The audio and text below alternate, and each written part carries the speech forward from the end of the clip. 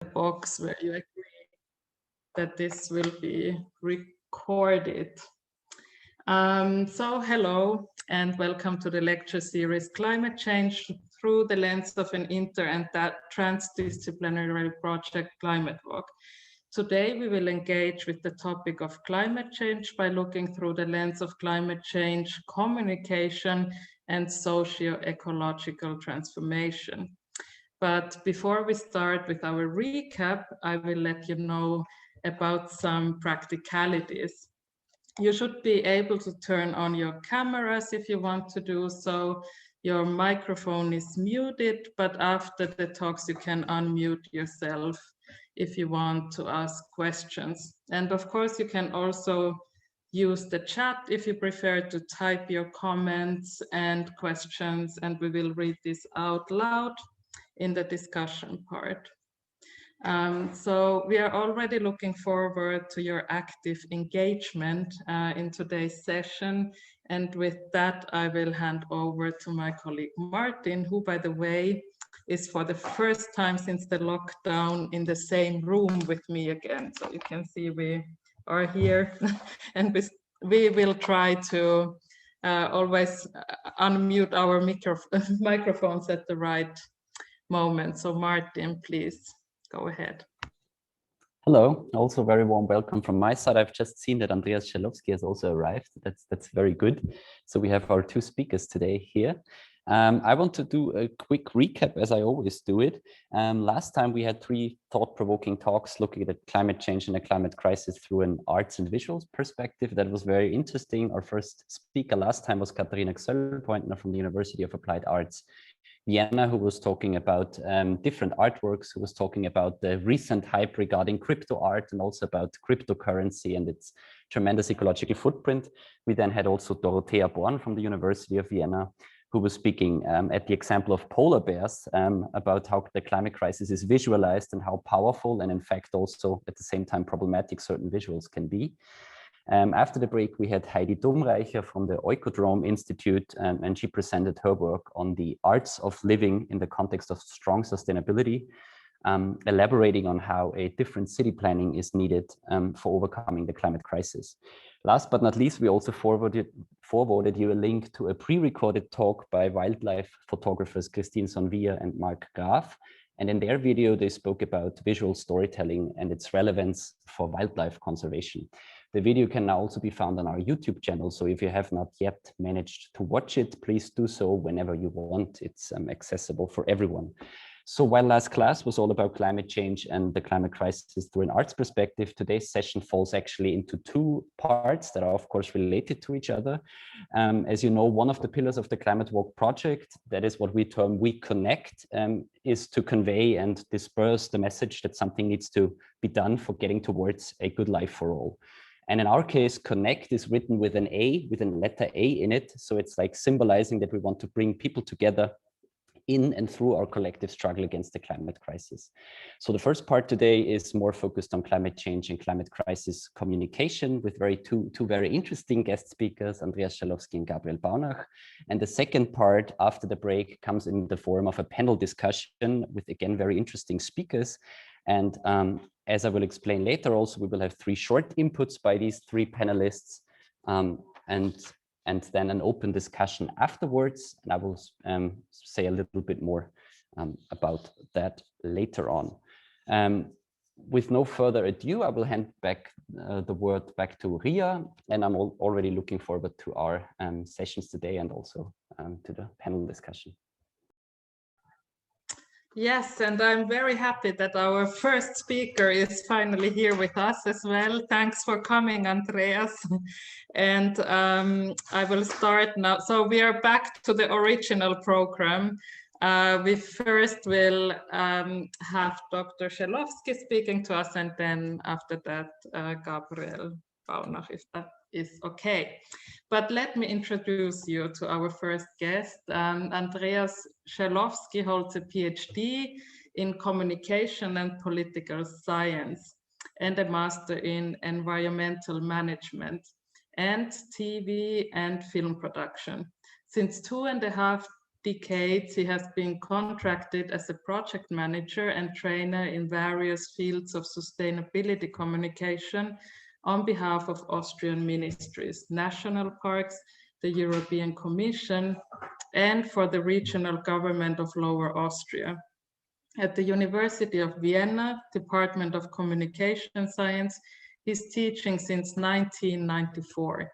In his lectures, he introduced more than 950 students into the infinitely rich and varied field of sustainable communication, with practical exercise workshop in which the students learn and apply special methods to analyze and further develop real-life sustainability projects from the communicational point of view, together with the project managers. Since 2019, he intensifies his lecturing and experiments with various diverse forms, hybrid teaching and training, such as educational experiments with various diverse forms, with educational online event projects, and with mass media cooperations or seminar groups of support for students working on scientific research and thesis in the fields of sustainable communication. So thank you very much for being with us here today, and with no further ado, the floor is yours from now on. Thank you very much, Ria. Okay, I'm at the moment I'm very, very stressed. So please, I hope on your patience with my maybe sometime improvised style of presentation. Okay. Okay, then I will try to get the PowerPoint slides. Thank you. Yeah, see it. Okay. Okay, can you see it like that way? Can I? Yes, we can see them. Okay, so it's I like to have this open to switch and maybe go over some slides. For me, I choose the title, Let's Do Climate Solution or Communication. So because the communication starts with the wording. So should we talk about climate change or climate crisis? You know, this discussion about the right term. I don't think that there is really one right term. We will mix, sometimes we use this and for this, some say climate adaptation and things like that. So it's very important. But when I try to speak about climate communication, I would like to put in the solution aspect. So our communication has the target to solve problems. I try to have a very hands-on approach, but I'm also a very reflecting, thinking person. So sometimes I'm also taking around into theory and basic thinking about the problem, but I also it's important to have to do practical things and to reach concrete targets. Okay, so I'm Andreas Schalowski, and as you told, so my field of experience are projects. I'm working for the Lower Austrian government in the field of also communication. And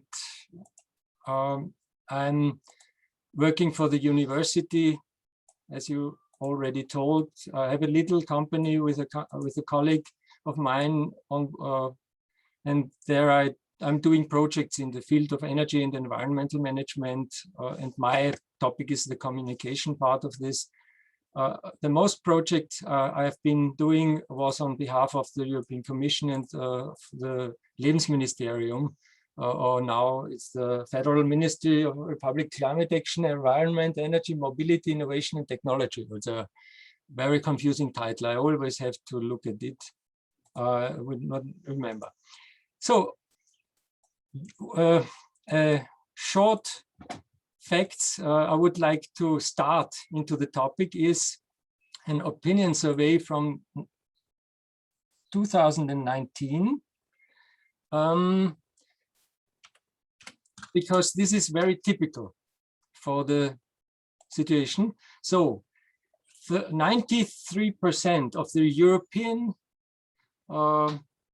inhabitants are aware or declare being aware that climate crisis is a critical problem.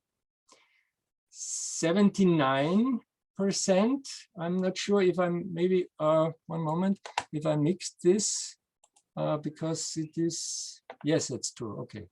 Okay, 79% say it's a very critical problem. 92% welcoming ambitious governmental goals for renewable share of energy production. 89% say that governmental measures to improve energy efficiency, to reduce CO2 until 2030 are very welcome. This is not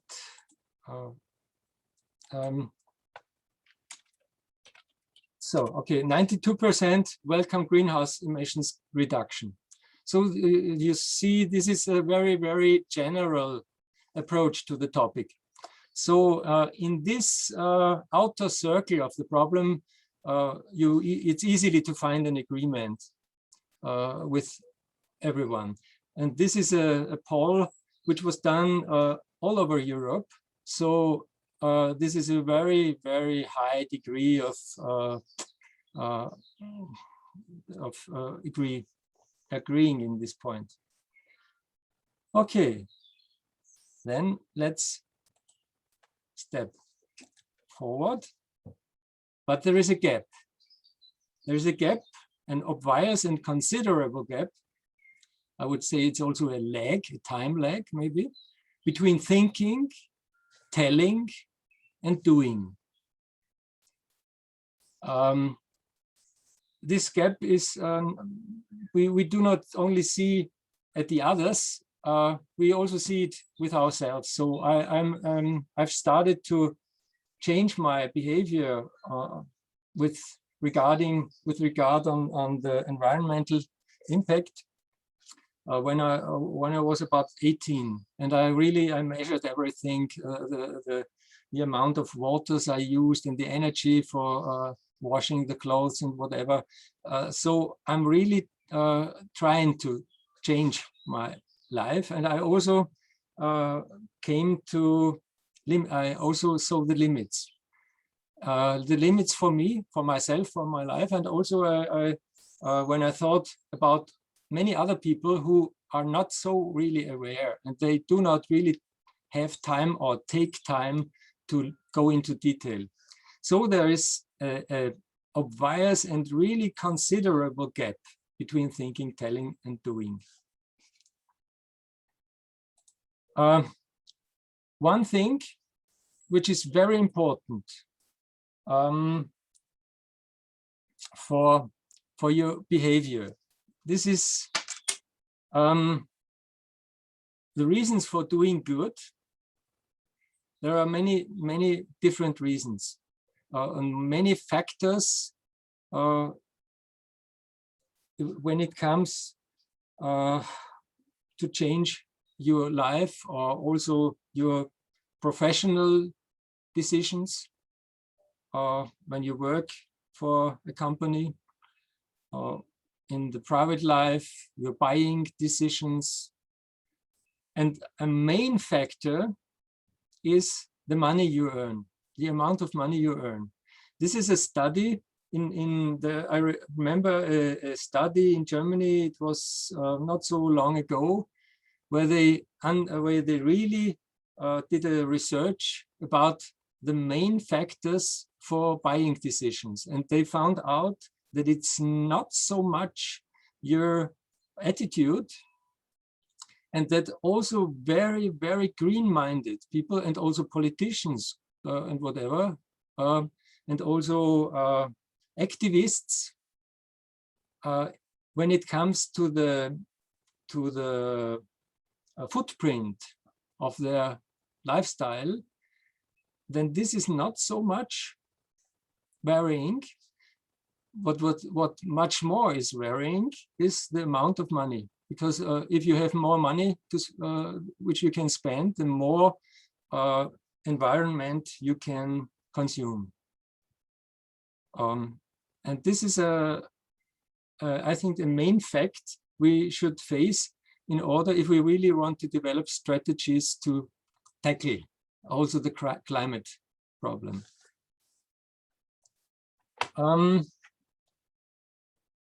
So now I'm jumping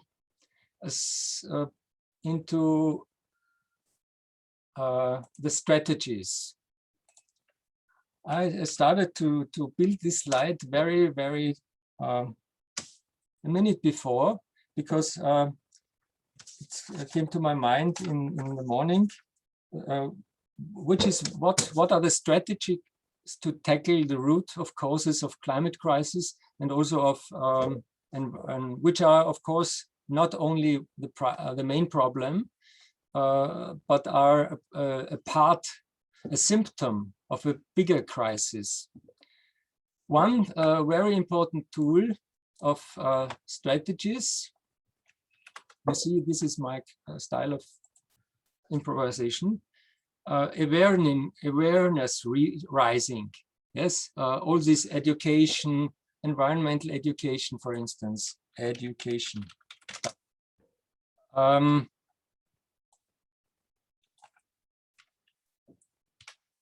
PR articles, for instance, journalism, PR support, PR journalism, brochures, films, all these things targeting on awareness rising are, let's say, very important tools, and also eco-labels, for instance, but they are still voluntary tools. So we have, for instance, in the education system in Austria, we have a regulation that environmental education has to be an integrative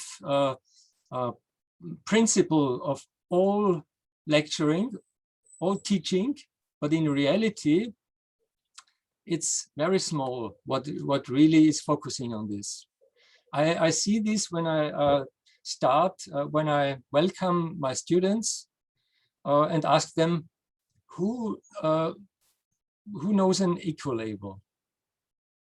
Can you? And then I really have to wait until maybe 2 or 3 will come with, oh, I've seen something like that.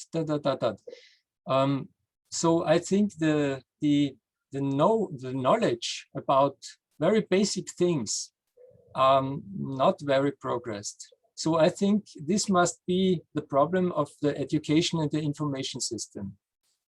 That this is not really integrated, even though there are laws who say this must be integrated, this is not done. There are other tools. There are laws. Of course, we have prohibitions, we have limits, a lot of things like that, which have been introduced during the last 20, 30 years. And with really big struggles, it was a very tough fight between the groups of interest, because the car industry, for instance, always says, oh, this is technically, this is not possible.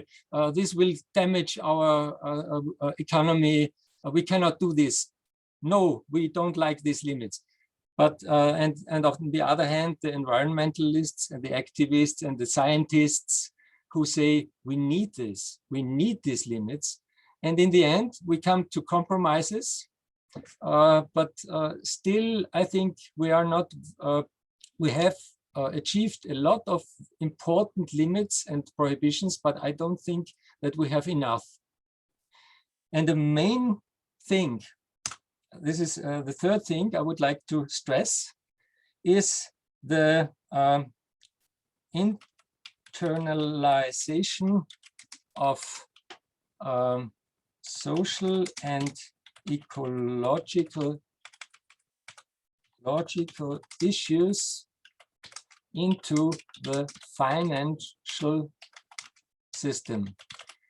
You know what I mean? This is, for instance, the CO2 tax. That way you put money, and that's the way you can also tackle this, what I mentioned, the reasons for doing good, what you earn. This is the main leverage where you can do something. So this is a very, very important thing. And in this field of politics, we have already done some very important steps. So for instance, you know, this packaging tax, you know this, but in the end, after some years, the tool is going to be not so sharp anymore. So this packaging tax has been implemented in order to reduce packaging. And in the beginning, it really seemed as if this would work. But after some years, the companies selling products found out that it's not so, that things are a little bit cheaper and we can go on with packages as much as we can. And the packaging industry also wants to get money and to earn money.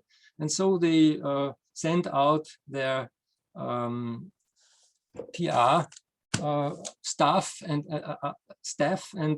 they influence the producers of things, and so that they put packages on everything. And for instance, a very actual, very current example of this backlash is this discussion about the fund system.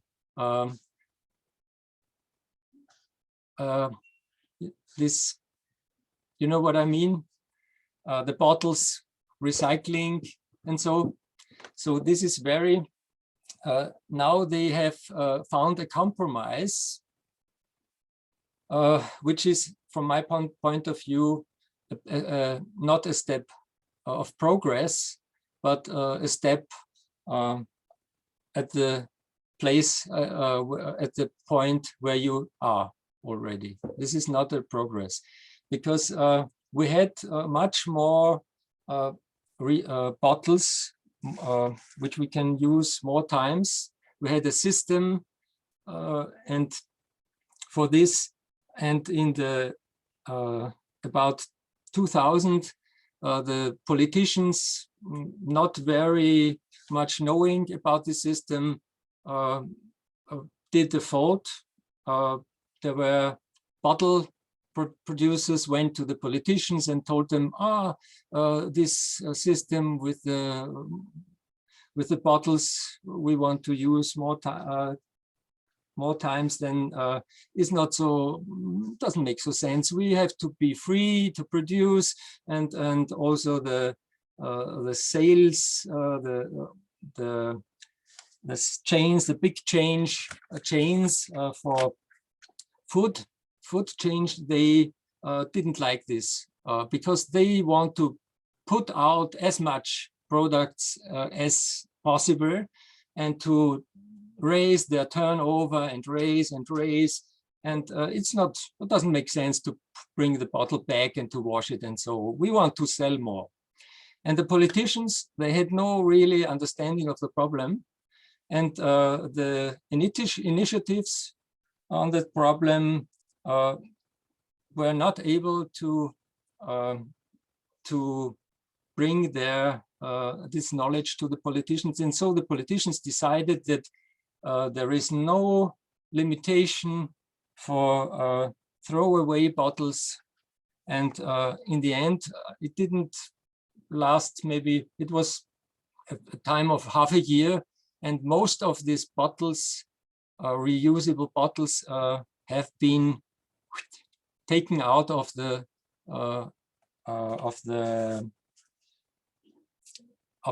shelves. And now we had another discussion, and in the end they decided that we stay with this. There will be no limit, but maybe in bigger markets there have to be maybe some square meters for this more usable refilling bottles. So this is just an example. Okay, so this is I think so. This is a very sharp and effective tool, but we are far from a consequent implementation of this. And you know also the discussion on the CO2 tax.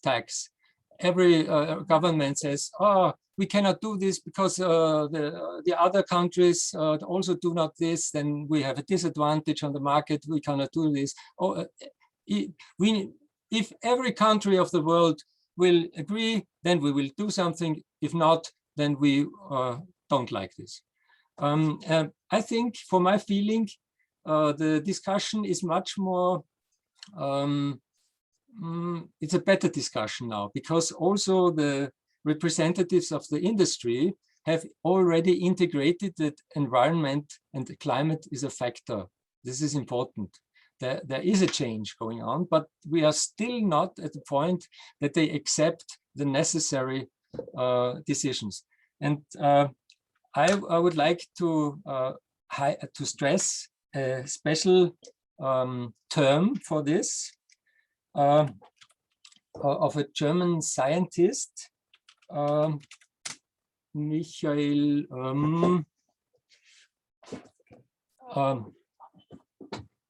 Name is not so important, but there's a book he wrote which is called Ökoroutine.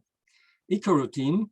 I would like to really recommend to read this, because it's really and he also makes very wonderful presentation, much better than me now, and very funny, and it's also kind of infotainment. Yes. So he about politics and environmental behavior.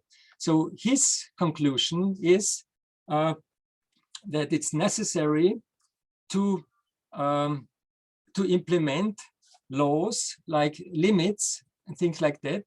For instance, and he says the weak tools here, like eco labels, yes, and also environmental and education, yes, consumer education and this things like that, they will not work, because it's not. If we want to become really green consumers, we would need to daily maybe make a meditation on this topic and have a lecture of 1 hour to remind us what we should do and what we should not do. This is the inefficient way to do the things. The only way we can integrate the things is limits, prohibition, and things like that. Also fundings, okay, the positive, to also mention the positive things, funding of positive products, etc. And so another, but I'm not sure that he is right. For instance, he gives an example that eggs from chicken, which in a mass, sorry that I'm not prepared for this, that I don't find the term. The chicken with eggs from a mass production, I think. Mass production, thank you. Yeah. Mass production. 95% of the people agreed that we don't like this. But when it comes that what they consume, they decide to buy the eggs from the mass production, because they do not think about these things, and they do not look and make a research about which egg is good and which egg is we should not buy. So they buy the wrong eggs. So there must be limits. And in this field, this is a little example only, unfortunately. One day they decided to become, implement a law against mass production. And so they, and the problem was solved from this moment on. And all the people bought, still they cannot buy eggs from mass production because it's forbidden, or it's going to be forbidden. And this is eco-routine. So this is very easy. So you, and we also have learned, Michael Kopat says that we have learned to accept traffic lights, yes? And we have learned that we should not kill each other if we are angry. So it's not against the freedom of whatever one likes to do. It's just an instrument which is necessary if we want to survive and change our lifestyles. Okay, so just a quick reminder, there is only 1 or 2 more minutes left, and then we have to continue. Okay, so then I go to one very most important slides. One thing is we have at the moment an imbalance of communication pro and communication contra sustainability. And this is also important for communication, that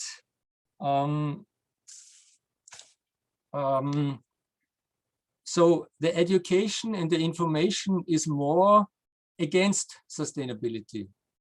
We normally look at the articles we like, but in reality, if we make an analysis of a content analysis of a magazine, we find out that there are advertisements inside and PR articles, which are much more efficient than our information pro sustainability. And the final, come to a final thing, there is a lot of climate change communication is really a big topic. When I started the research on this field of practice, I found out that there are, for instance, just 544 publications on the topic, scientific articles. I made a research about the guides. There are guides for climate communication. I found out, you see here 6 guides, and very excellent guides. Within this short presentation, I do not go into details. You see, the time isn't sufficient for that. But just to show, I can give you all these things. There are excellent guides for climate communication. There is a lot of research worldwide. You know, in the United States, this has started 30 years ago. And there are a lot of institutions on this topic. Just to mention some is the Climate Outreach Center. Yes, and for instance, the Klimafakten.de in Germany, or the Yale program on climate change communication in the States, and Scientists for Future, of course.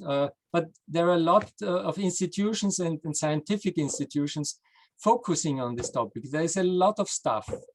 I decided not to go into the details, but more to, and this is my final thesis. If we want to solve the climate problem, we do not need to too much to focus on talking about the climate. Of course, this is important, but this is only a part of the problem, a part of the crisis. And if we only if we talk too much about the climate crisis and the climate solutions, the people will get tired and they will close their ears and minds. And so we have to build a very intelligent and strategic mix of topics. We have to introduce games, for instance, simulation games, events, edutainment, films on the topic, documentary, but also fictional films, and not too many brochures, because most people we can never reach with brochures, and also advertising campaigns will not be enough. Good things are, for instance, action, performances, like the Greenpeace or the Extinction Rebellions are doing. These are instruments which are very lively and also speaking to our hearts and emotions and our eyes, much more than letters and characters. And the last message, visual message, I would like to give is what we are now is this. This is the concept of the limits of planetary boundaries, some of you know, which shows the main problems in the field of ecology we are facing. So you see, climate crisis is one point, an important point, of which we really do not know what will, but we are already over the limits. But there is the biodiversity problem and the nitrogen cycle, for instance, and in the sea, and the freshwater problems, and many other problems in this field. And we have to tackle this, and the communication of climate has to be an integrative part of this sustainability communication. So thank you very much. I hope you can accept my very improvised way of speaking. I have hundreds of slides, and I really try to focus this to the topic. This was all I can say. Thank you very much. Thank you very much, Andreas, for this interesting presentation, and where you reminded us of very practical issues and the gap between telling and thinking and doing. And I think I'm not the only one who could have like gone on and just listening to you and all these great examples that you have come across in your research and in your work. So thank you for being with us here today. Unfortunately, we have to skip the questions and answers session now because time is running. But if you students have questions that are very specific, then please write them in the chat. And if Andreas, you can still stay here with us and answer until then let's keep it like that. And we will move on to our next guest, Gabriel Bauner. He is a mechanical engineer with a specialization in energy technology from RWTH Aachen University, with experiences abroad at Boston University, Stanford University, and LSE. After an internship at the UN Climate Change Secretariat and participating at the UN Climate Conference, the COP25 in 2019, he founded Climaware in the year 2020. Climaware is an initiative to communicate the key findings from the IPCC's latest climate reports, as well as possible solutions to the public. He's also the host of the Climaware podcast, among the top 100 educational German podcasts, and interviewed some of the world-leading climate scientists. For those of you who have already checked out the compulsory literature for this class, the most recent ClimateAware report is also one of the readings that you should be reading. So it is a pleasure to have Gabriel here with us today, and the floor for the next 30 minutes is yours. Yes, thank you so much, first of all, for organizing this very relevant event. Thank you to Andreas for being the first speaker and for kind of paving the floor and talking about the societal level. I will now in my talk bring it a bit down to the concrete individual conversations that we might have about climate change. And for that, I prepared a presentation. So I will share my screen and I hope that you will be able to see it now. Do you see the other people, their video on the right side, because that's what I see? Or do you just see my presentation? Yes, we see the presentation and then I also see the small videos on the side. You're not in the Okay, full mode so yet, I will have to, the presentation mode.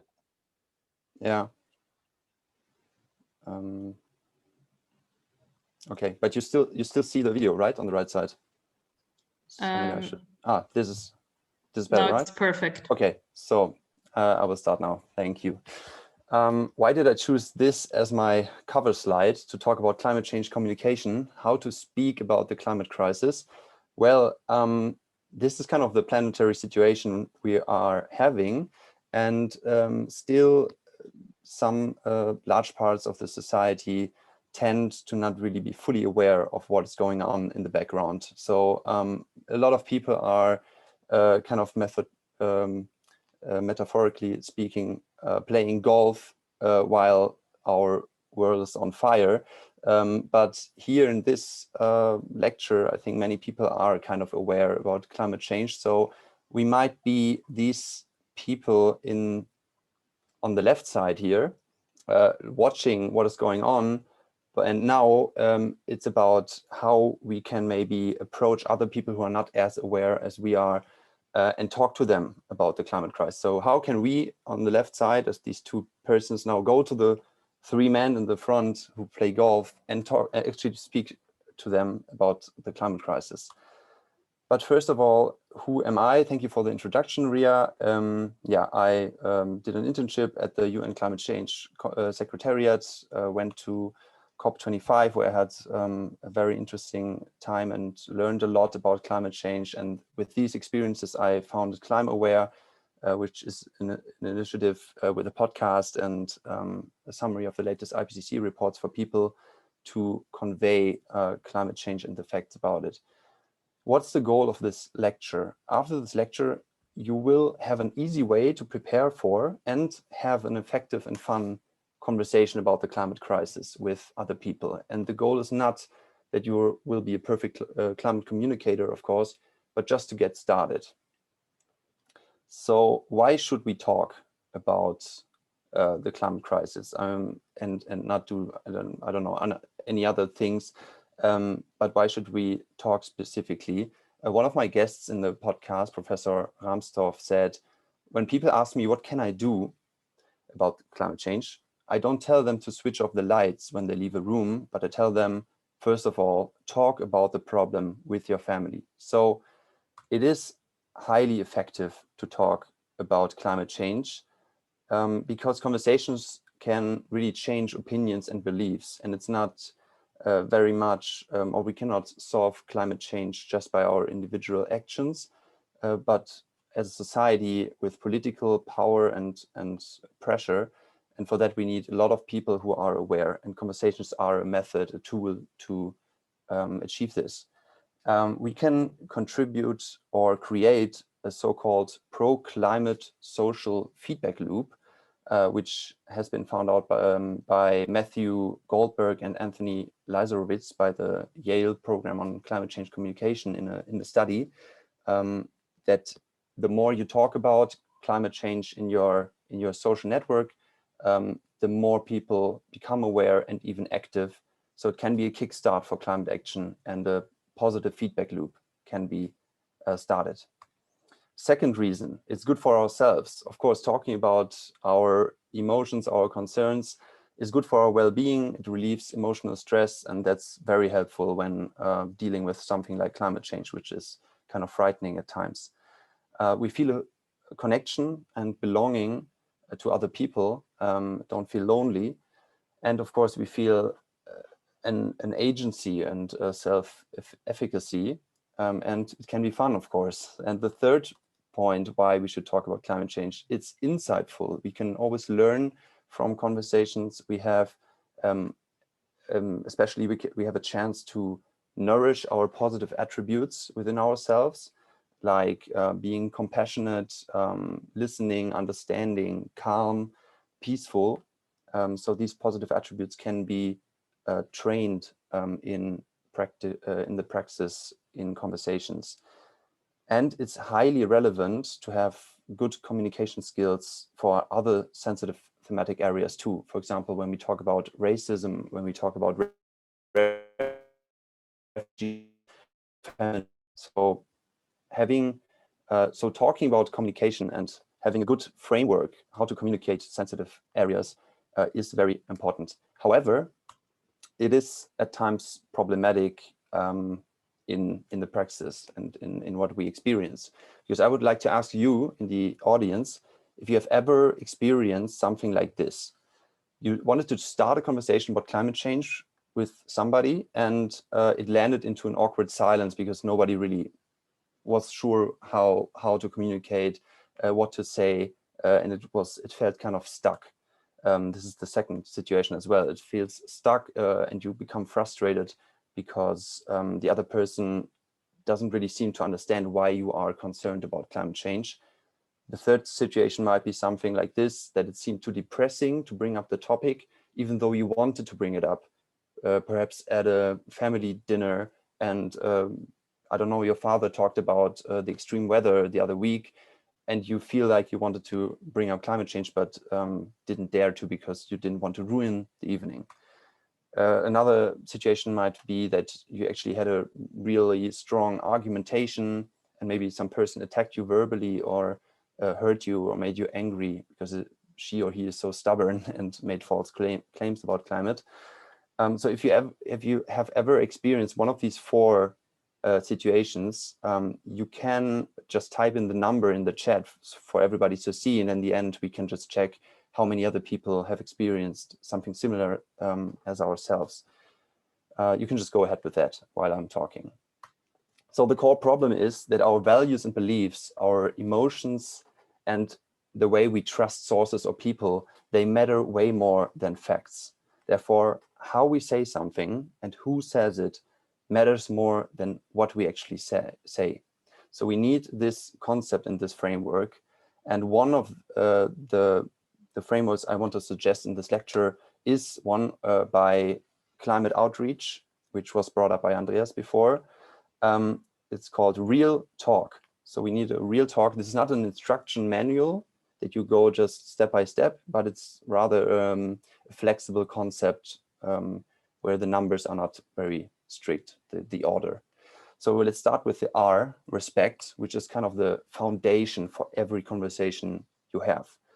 You should respect your conversational partner, find out what you have in common with the person you are talking to, show them that you respect their concerns, priorities, their values, meet them where they are. You have to talk differently to a person who works for a car company than for somebody who is engaged in an environmental initiative.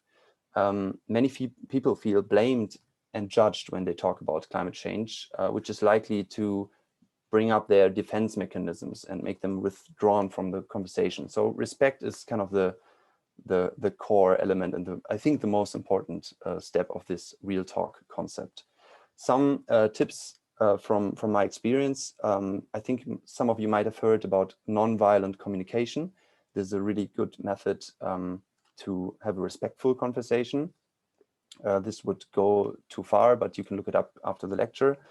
It's very, very effective and helpful. You should avoid judging and blaming the other person with everything you say, even silently in your mind. And this is the really tricky part.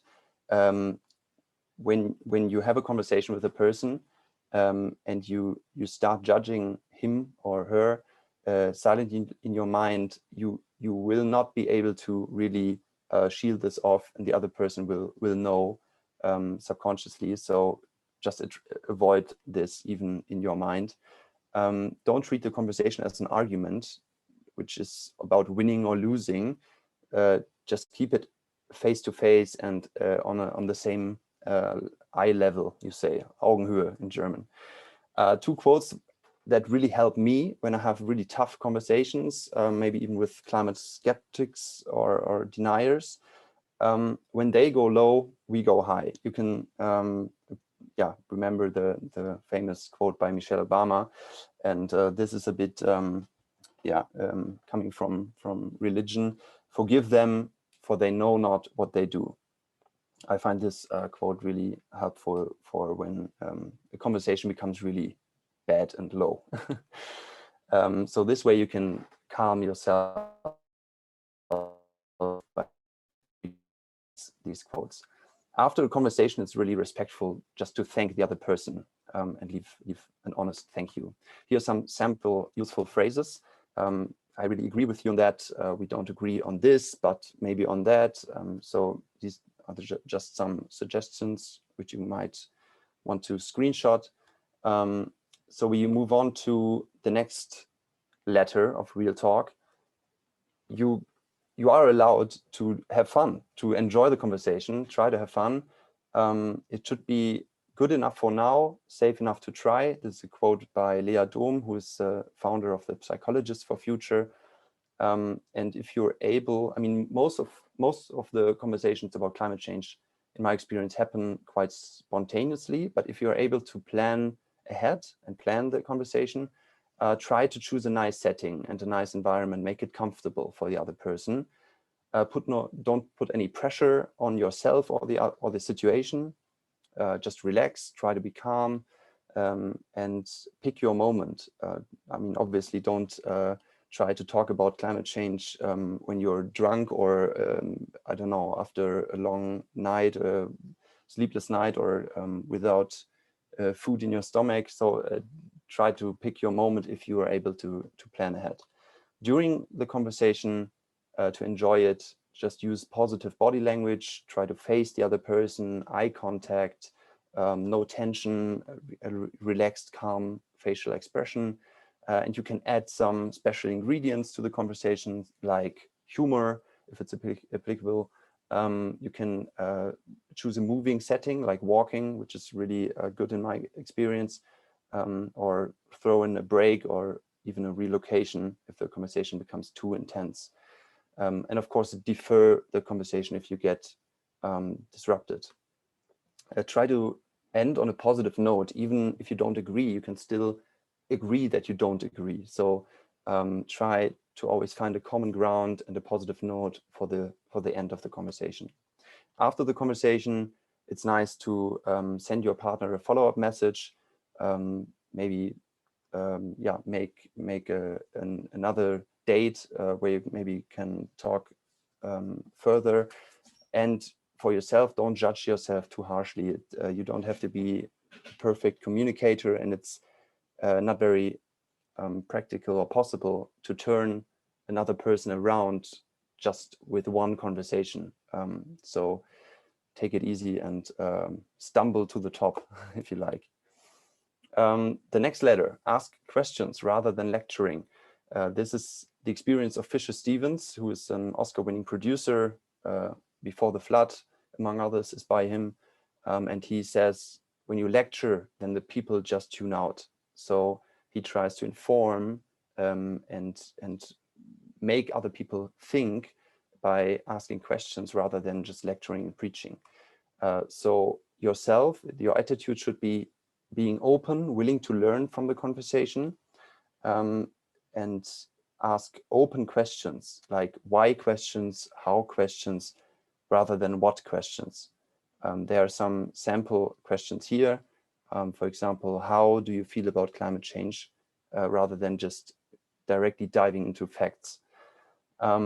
the number of your questions should be greater than the number of your statements, because questions actually can invoke a reflection and thought process within the other person.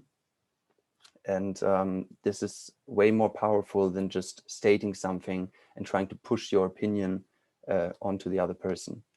A very efficient tool, in my opinion and my experience, is asking for consent. So if the other person has laid out her or his opinions, you can just start your part of the talking, not by just starting to talk, but by asking for consent. So would you like to hear my point of view, or would you like to hear what I think about this issue?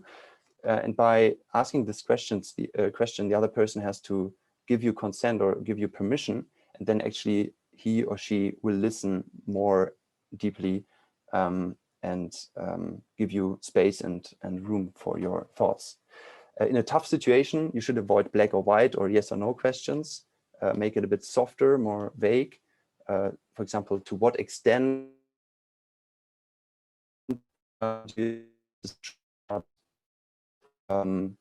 this isn't true, don't you agree? Or something like that. And in the end, you can ask for feedback on the conversation, the other person. In general, feelings and experiences are more effective than facts and figures, in my experience. So we already touched upon listening. This is really important. The time you listen should be greater than the time you talk. Listen deeply or actively, and obviously don't interrupt the other person. This is really powerful because you provide this space and this room for the other person to feel trusted, to feel understood. And this way, new ideas, new thoughts can grow within this space, in this safe space. You should bring a desire to really understand the other person and her background in order to be able to really deeply listen. A trick how to do this, and I sometimes apply this, is to make a list in your mind while you listen to the other person when he or she gives her statement or an example or an experience, and you make a list like 1, 2, 3, 4 with the things and the points the other person says in your mind, and then you can touch upon these points when you are when it's your turn to talk. Obviously, don't try to judge or comment even silently in your mind while the other person is talking. This is quite hard, very tricky, but at least don't listen to the little monkey voice in your head that is making the judgments and the comments. And a powerful tool is using silence and pauses, especially in bilateral settings.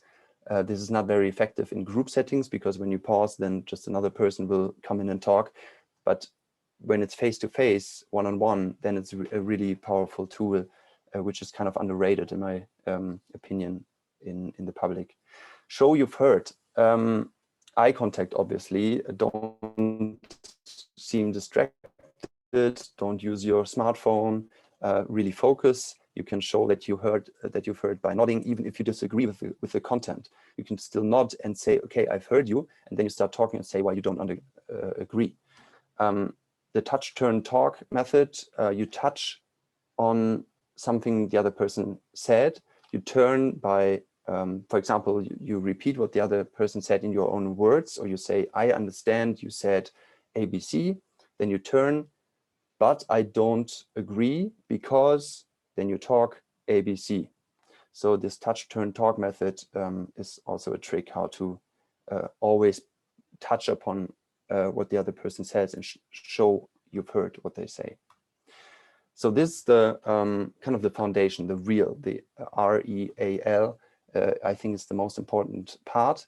The talk part is now, yeah, kind of an extra part. Everybody, or humans in general, are motivated by stories. Yuval Noah Harari showed this quite beautifully in his best-selling *Sapiens*. And everybody has a story to tell, especially you in the audience and myself and everybody probably at Vienna University, because we, at least we are aware of climate change to some degree.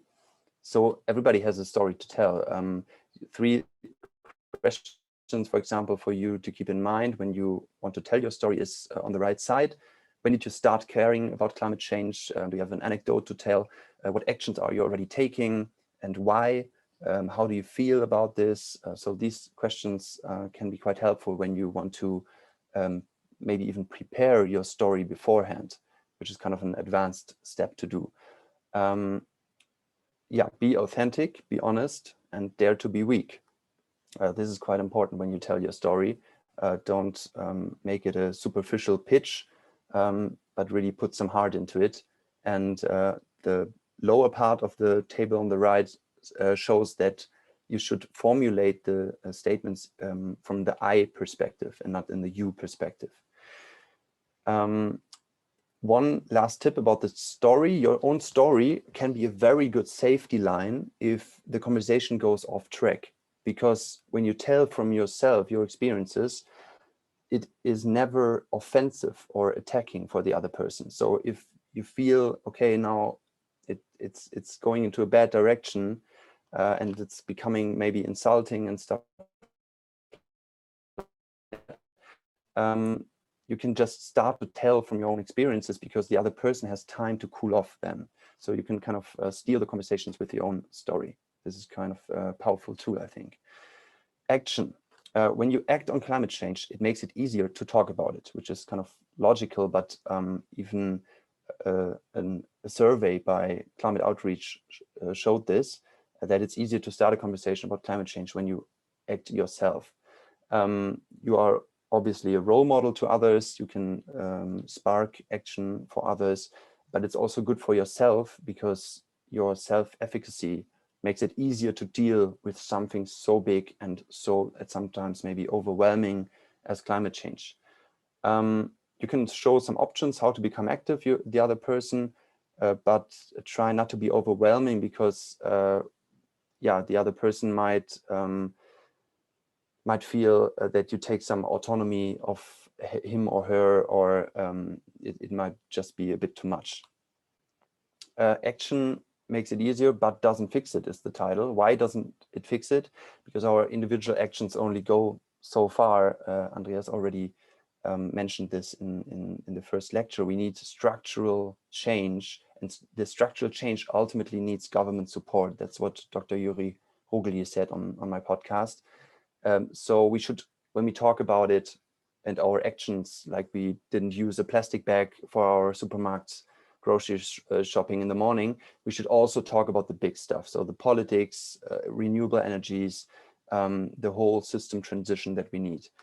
And it doesn't fix it, because sometimes we might still struggle, even though we are super active, maybe we do too much and we still struggle with our emotions. It helps to acknowledge this in conversations.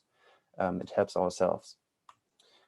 This is this survey by Climate Outreach, and the very left column or bar shows that the number of conversations increases with the more action somebody takes on climate change. So it's the most effective way to kickstart a conversation on climate change when you just become active yourself, because then you talk about yeah, what you have been doing to tackle climate change.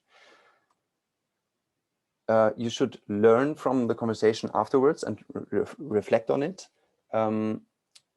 You learn from the conversation by bringing a humble, curious, and open mind to the conversation. Why humble?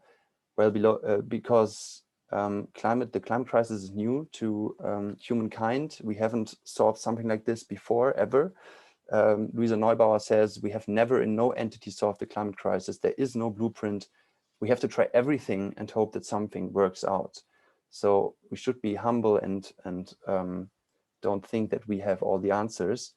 We can still learn from the other person, even if we think that we learn nothing before the conversation. You can bring a playful attitude to the conversations by maybe conducting small experience with research questions, such as how do people from who work for car companies think about climate change? If you make up a research question like that in your mind, then it brings a little bit of playfulness to the conversation. And of course, you can learn from the worst conversations too, so don't be afraid of them. Afterwards, reflect on it, take time, maybe take some notes and start a journal, but you can also discuss the conversation and how it went with somebody, with friends, or with a conversational partner, him or herself, maybe the day after or a week later. And the next and final point of real talk is keep going and keep connected. Keep going is pretty important because climate change is really a marathon and not a sprint. It takes patience and repetition, but you should also watch your own mental health and well-being. It helps to take breaks. I do it, for example, at the weekends if I can, that I just tune out of climate change and then I recharge my batteries. It also helps to develop a supporting structure or systems. For example, I developed a morning routine, including some meditation practice and stuff like that. So just find your own healthy structures, for example, a healthy diet or sports obviously can help too. And you can set up a climate hour. You can choose 1 hour a week, for example, Fridays at 5 p.m. in your recurring appointment. And this is your climate hour. And this way you just have it in your calendar and you don't have to worry every day, oh, I didn't do something against the climate crisis again. This way you just keep in a loop. Keep connected. Don't do it alone. Don't be a lone warrior. Look for other like-minded people and group up. For example, Students for Future, Oikos Vienna. There are many societies. And keep in touch with your family and your friends, as well as with people outside your bubble. Both is quite important in my opinion. Yeah, and this is the real talk. I have 2 more slides, which cover some advanced methods, which I will go over quite quickly now. But these are just 6 more points. You should know your audience. So with the real talk, you can just start and yeah, just start and have a conversation. And these advanced methods are not necessary per se, but might just upgrade and help a little bit. You should be aware that in your audience, there might be many people who filled up their knowledge gaps with mental models. For example, they confuse the ozone hole with greenhouse gases, stuff like that. That greenhouse gases somehow make the ozone hole bigger, which is true for F gases, but not for CO2 and stuff. So beware of these mental models that might be in your audience, and beware of cognitive biases. For example, the single action bias, changing your light bulb, like in the cartoon below, but still, yeah, you fly around and eat a lot of meat, but you still think that you do a lot against the climate crisis. Values matter more than facts. That's pretty important when you deal with audiences. Get your audience's attention. Framing and wording matters, of course. Do you say climate change or do you say climate crisis? Stuff like that. Andreas touched upon already in the first lecture. The promotion or prevention frame. So many people are motivated by promotion to achieve a goal rather than prevention to prevent a danger or something dangerous from happening. This is also pretty important to keep in mind, not only to trigger the prevention frame, but also the promotion frame. Bring the climate crisis to the here and now, rather than keeping it in the future and somewhere in developing countries. And beware the overuse of emotional appeals. Everybody has a finite pool of worries. We cannot worry about everything, about every crisis, about every suffering in the world. At some point, the pool is just full. And this is the second cartoon. So beware of that, and yeah, try to understand that some people just don't have the capacity to think about it. Guilt and hypocrisy is kind of the worst feelings we try to avoid to feel. This is also important to keep in mind. And actionable steps are more important than preaching or lecturing. This is also something we already covered. So the last 3 points: translate scientific data. These 2 tables on the right, you might want to take a screenshot because of the time is running out. We have 2 information processing systems in the brain. The one is logical, the other one is more creative and responsive. So communicate to both brains. with facts as well as with emotions, pictures, music, stuff like that. Explain graphs horizontally. What do I mean by that? There are two graphs in the bottom. On the y-axis, you see the global warming temperature in degrees Celsius, and on the x-axis, you see the time, the years. So what you usually see is that there's a fixed time, the left graph, 2065, and then the variable part is the temperature. So media goes, in 2065, we'll have a global warming of between 1.5 and 2.5 degrees Celsius. And then they assume everybody's like, oh my God, that's not good, we should avoid this.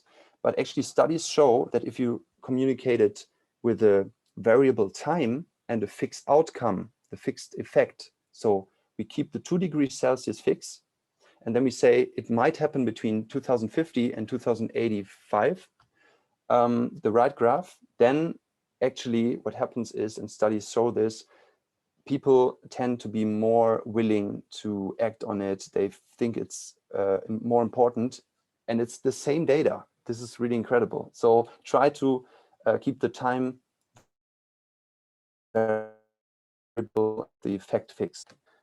If you talk about scientific data, always say how we know this, not only that's a fact, but also bring some background to the facts. How do we know this? How did we find out this fact? The fifth point, address uncertainties. So say, don't just go over uncertainties and not mentioning them, but explain uncertainties and compare them to everyday uncertainties. For example, entering your car and the uncertainty that you might have an accident or something like that. Explain the precautionary principle, for example. What is science and why do we have this principle? And last but not least, you can tap into social identities and affiliations. There is something like group identity and milieus. So be aware of that if you talk to bigger audiences, or for example, bring up the car example again. You talk to workers at a car company, that's a pretty strong group and there will be a group identity. Yeah, so be aware of that. Try to approach groups with open ears and an open heart. Yeah, you can go ahead, try this yourself, recapitulate the 8 real talk steps, the 6 advanced steps, maybe just take a screenshot of that and reflect on it. And then you can go out and find 3 people to have a climate conversation yourself with this talk now in your pocket. A family member, a friend or colleague, and a stranger. And you can just call this, let's have some tea time for future, like the picture on the right. Yeah, and the 3rd step, if you want to, you can dive deeper by reading the suggested literature on the next slide. And this is the end of my talk, because this is also the sources that I took for establishing this and compiling this talk. You see 2 of these covers that Andreas already showed in the first lecture. And if you want to, you can all, of course, check out also my Climate Aware initiative on the website, the report and the podcast. The QR code on the right bottom directly leads you to Spotify, yeah, Climate Aware and Spotify. So thank you very much. And I'm looking forward to your questions. Yeah, thank you very much for this great presentation, which I think reminded us all how important it is to have a real talk in a very practical manner, and how to talk about this very important issue. Because I think here in the setting of a university, we often learn about these hard facts, but then we forget how to communicate these things that we learn here to other people. So this was great to learn about these methods that are very practical and very eye-opening. So thank you for sharing that with us. And I would suggest we still take some time for questions, and then we do maybe only a 10-minute break today. So whoever wants to start, you can either virtually raise your hand and put on your microphone, or you can post something in the chat, or you can, what else can you do? Be creative. And yeah, let's see. There is already one comment I can see. Thank you very much. Your presentation really spoke to me. Definitely a real talk. But in the meantime, actually, I have a question because I was wondering when I was looking through your website that what inspired you personally to start an organization or that NGO of Climaware? So now it's the T, tell your story, right? So my story actually began in school when our teacher showed us the documentary by Al Gore, An Inconvenient Truth. I think maybe some of you have heard about it. It was a really big documentary about climate change in 2007. And I think he even got the Nobel Peace Prize for it together with the IPCC. So this really struck me and was eye-opening for me, even when I was 14 years old. And I thought, okay, this is a pretty big issue, and everything that we as humankind try to achieve, like combating hunger and decreasing inequality and stuff like that, might be threatened by this issue. And this kind of kept going throughout my studies, throughout my internships. Yeah, and then the thing that sparked actually my wish to become active myself was the IPCC special report on 1.5 degrees Celsius in 2018, which kind of showed really the urgency of the problem, not only the scale, but also how urgent it is and how quickly we have to transform the whole world economy. And of course, Fridays for Future and what Greta Thunberg did starting 2018. So both of these things showed me there has to be done something now, and it can be done if school pupils and students in school can even do something. And that's how I want. It was just a really deep desire to become active myself. And I also had times of real climate grief and anxiety, and becoming active myself really helped me to cope with this and to feel empowered myself. Thanks for sharing so honestly.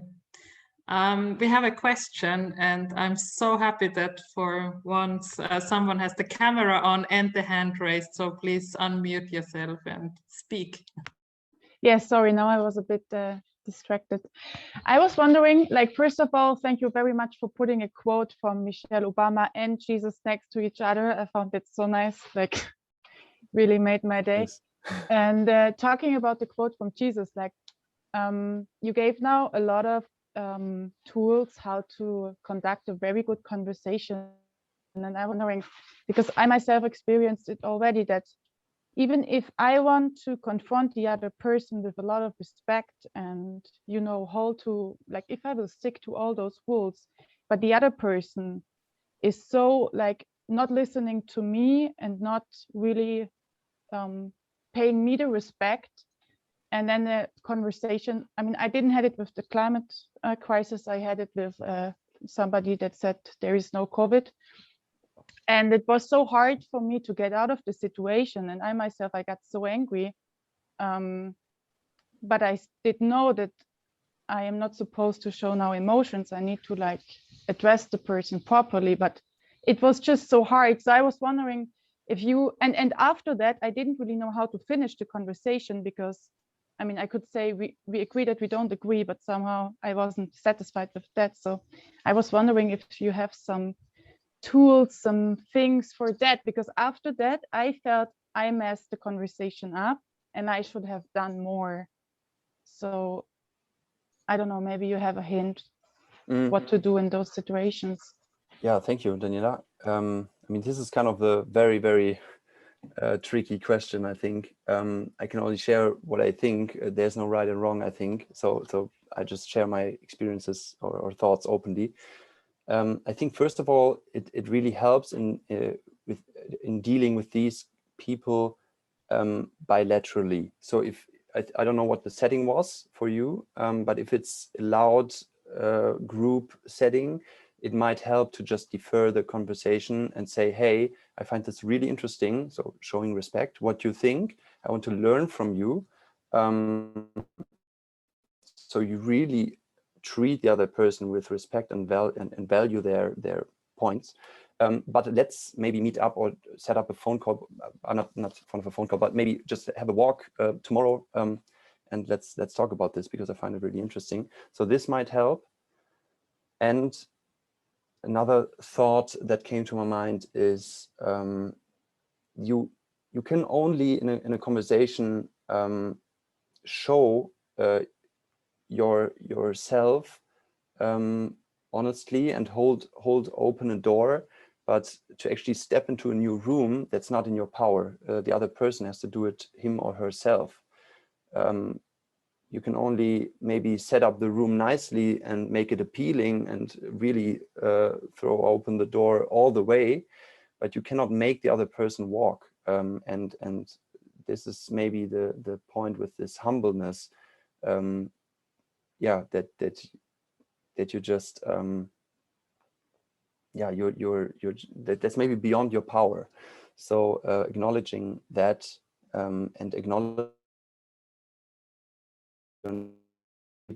be able to convince every person in the world, not even Jesus, and not even Michelle Obama.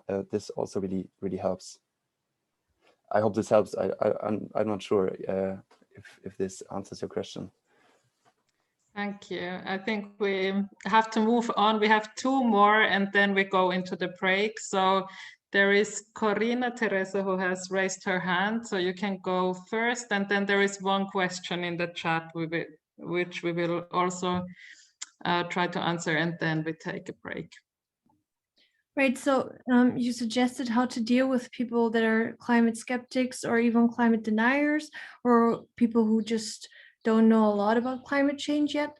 But what if I'm confronted with a friend who is in deep sorrow about the climate crisis, for example, and I want to just kind of help and support? What do I suggest? How do I enter or approach this conversation? I think the real talk even helps with that, especially the first 4 letters. So of course, a friend, you already respect your friend, but making the conversation enjoyable. So maybe stick stick the conversation to something the other person enjoys. So if they like ice cream, just get some ice cream and talk about their sorrow. So giving the sorrow a nice envelope. With the setting you choose. Of course, asking questions helps, listening. So the REAL really is the key here, I think. Yeah, and sharing your own sorrows, if you have some, makes the other person more comfortable with their sorrows, I think. But this is maybe a very psychological question as well. For psychotherapists and psychologists, but I hope that this already helps. REAL. Thanks, I will enjoy. Okay, so in the chat, Annika has wrote, yes, a lot of these strategies are very relevant for COVID topics as well. And then we have the last question from Kati, who asks, which action you took so far do you think had the greatest impact? Yeah, so touching on the first point, then I turn and talk. It's very relevant for any sensitive topic. So COVID, feminism, everything. If you talk about the refugee crisis or stuff like that, I think it's always important to have nice and good and meaningful conversations, even in your love relationships or families. And the other point is, I think, so I always try to be active beyond my individual consumption choices, because my opinion is that we won't solve the climate crisis just by avoiding plastic, avoiding flights, avoiding meat. I try to do all this, even though it is not possible 100%. It's really hard to be sustainable in a non-sustainable world. You have to be kind of a hero for that. So I try to target more high level or abstract action points, like I do with my podcast, to give talks like this and to inspire other people to have more conversations and become more aware, to understand the problem. And in the end, I hope that this will increase the political pressure, increase the number of people who go on demonstrations like climate strikes. And this way, yeah, we have enough pressure for the politicians to actually change the laws and rules of the system. Okay, thank you so much for both of our speakers. We will now rush into the break. We have 7, maybe 6.5 minutes left before we continue with our next session, which will be a really interesting panel discussion. So we look forward to that. And now get yourselves a cup of tea or coffee, open the windows, go away from the screens for a while, and we'll see you in 6 minutes. Thank you. Thank you so much. Thank you.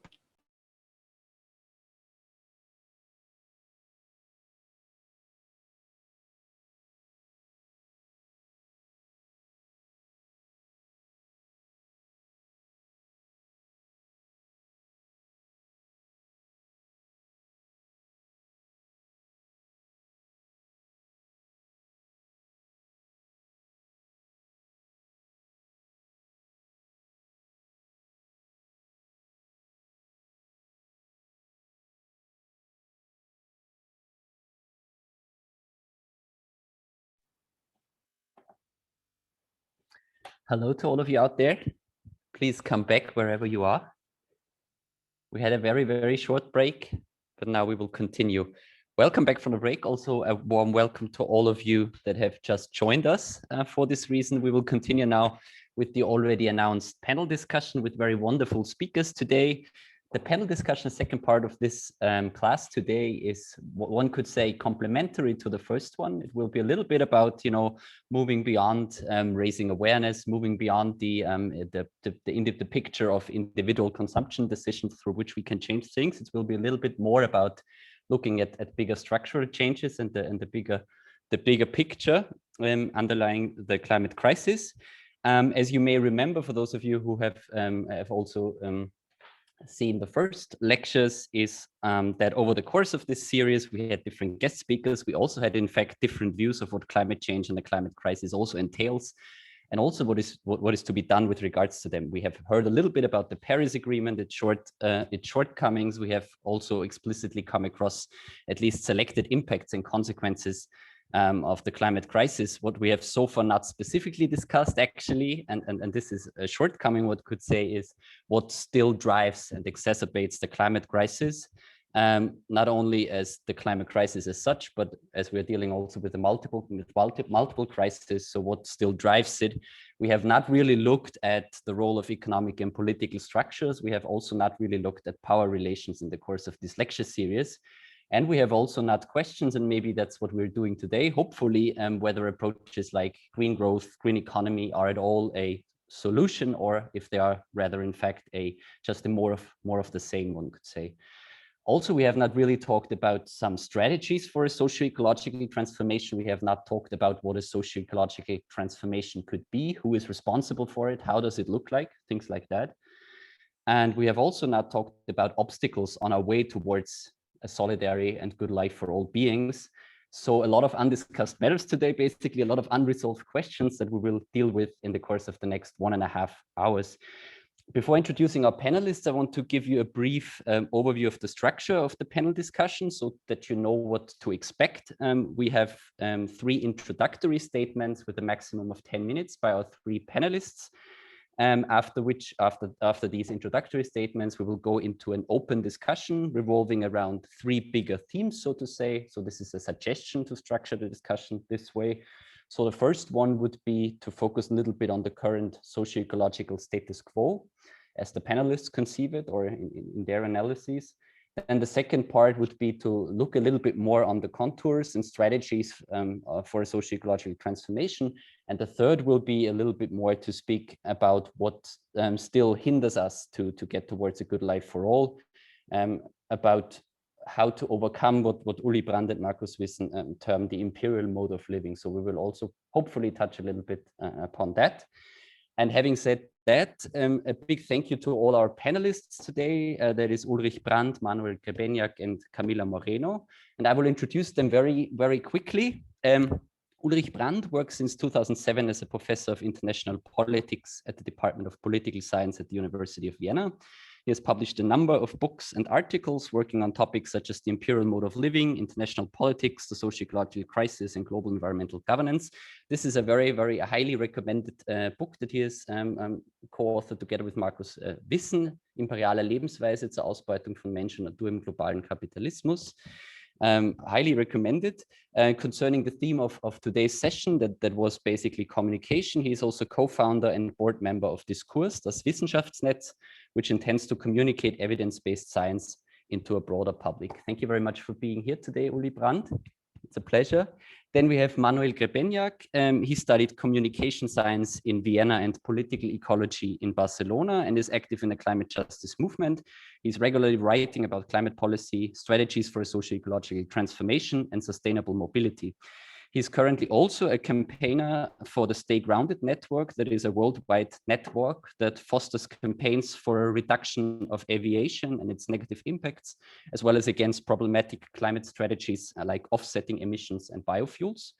And then we have our third guest today, Camila Moreno. She is a postdoctoral researcher at the Humboldt University Berlin. Her research areas encompass climate policy and global environmental governance, carbon metrics and natural capital, digitalization, technocracy, with a focus also on China and Brazil. Together with Speich and Fuhr, she also published a wonderful booklet that is also part of the recommended literature called Carbon Metrics, Global Abstractions and Ecological Epistemicide. And this booklet is a very impressive way we in our project team think of criticizing the narrowing down of climate policies, you know, narrowing down everything to carbon emissions and carbon equivalence with this kind of like quantification fetish underlying it somehow. On that note, thank you for being here, all three of you. If it's okay for you, Manuel, it would be nice to start with you with your short introductory statements, and then we follow with Camilla, and in the end, Uli comes, if this is okay for you. Thank you very much for being here. The floor is yours, Manuel. Okay, thank you. I hope you can hear me well. If not, say so. Okay. First of all, I have to say, compared to the other speakers we had before, what I will talk about when it comes to communication is a bit different, because before it was a lot about face-to-face communication and changing people's behavior or how they think about the climate crisis. I talk about political communication, which is to some extent pretty different, just to keep that in mind. And about the question, what drives the climate crisis? It's obviously capitalism, but I guess Uli will talk about this a little bit more in depth. So I want to start with trying to share my screen. Let's see if it works, and show you this, which is a pretty well-known, can everyone see it? Which is a pretty well-known summary of basically what people say we know about climate change. And in my opinion, it's pretty flawed, and there are so many shortcomings to it, but so many people are using it.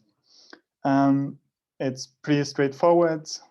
It's warming, it's us, we are sure it's bad, and we can fix it. That's what you should know about the climate crisis. Well, to some extent, of course, that's true, but I have a lot of criticism on framing the problem like this. So let's go through these messages a bit. So point one, it's warming. Well, yes, obviously, it's like this scientific consensus, like presented in the first message. Yes, it's real, but I think we have reached a point in time where this shouldn't be so much of our central message and something we speak about all the time. I think we have such a consensus already, at least in European countries and in many countries throughout the world, that this should not be our focus. Also, I think it shouldn't be our focus to convince most of the people who don't believe in climate change. Our focus should be to build political power, but I will speak a little bit more on that after. And besides, warming is not the best framing. It's heating, it's a global weirding we're experiencing. There's many better words to put it. Point 2, it's us. This us is used so often. You hear it all the time. We cause climate change. And that's just plain wrong. It's not us, it's not everyone. It's not everyone equally, not at all. So just a few numbers. I won't talk a lot about numbers now and today, but 20 companies are responsible for 1/3 of all carbon emissions so far. 100 companies are responsible for 70% of all carbon emissions so far. And the richest 1% from 1990 to 2015, the richest 1% of the global population produced twice as much carbon pollution than the poorest half of the global population. And the richest 10% produced 50% of all emissions. So much about the us. And also 3, we're sure. Of course, we're sure, but again, it's similar to point 1. That's not the question anymore. That shouldn't be the question anymore. The questions we should ask and we should talk about are others, like the justice aspect. Who suffers, and yeah, who is already suffering, not just what we very often hear, something will get bad, or it will be bad. It is already bad for many people. What brings us to point 4. So speak about the injustices, not just it's bad and it's getting bad. And then on point 5, we can fix it. Yes, we can fix it. Very often the message is also there's hope. I wouldn't say there's hope or we can fix it. I think the message to walk out of the room at the end of the day must be we have to fight for it. We have to fight for change.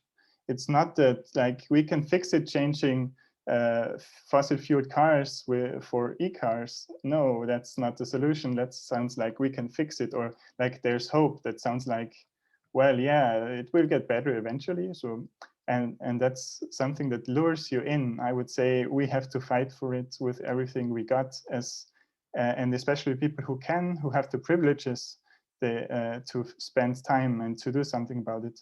And they should and they can fight for change, because the people who are most affected, they actually do fight as in ways that we can't even imagine.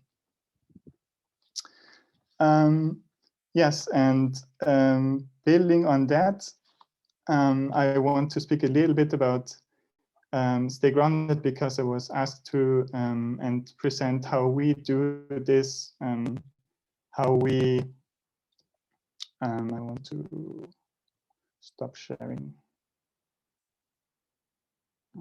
beforehand, how we put this into practice. So Stay Grounded. Stay Grounded is a global network of 160 organizations, like you said rightly, Martin, that are striving for a reduction of aviation and against false solutions, against for a just transition of aviation and related sectors like the tourism sector. And our roots are actually in Vienna. So a few years ago in 2016, we were struggling against the expansion of the Viennese airport. They wanted and still want to build a third runway.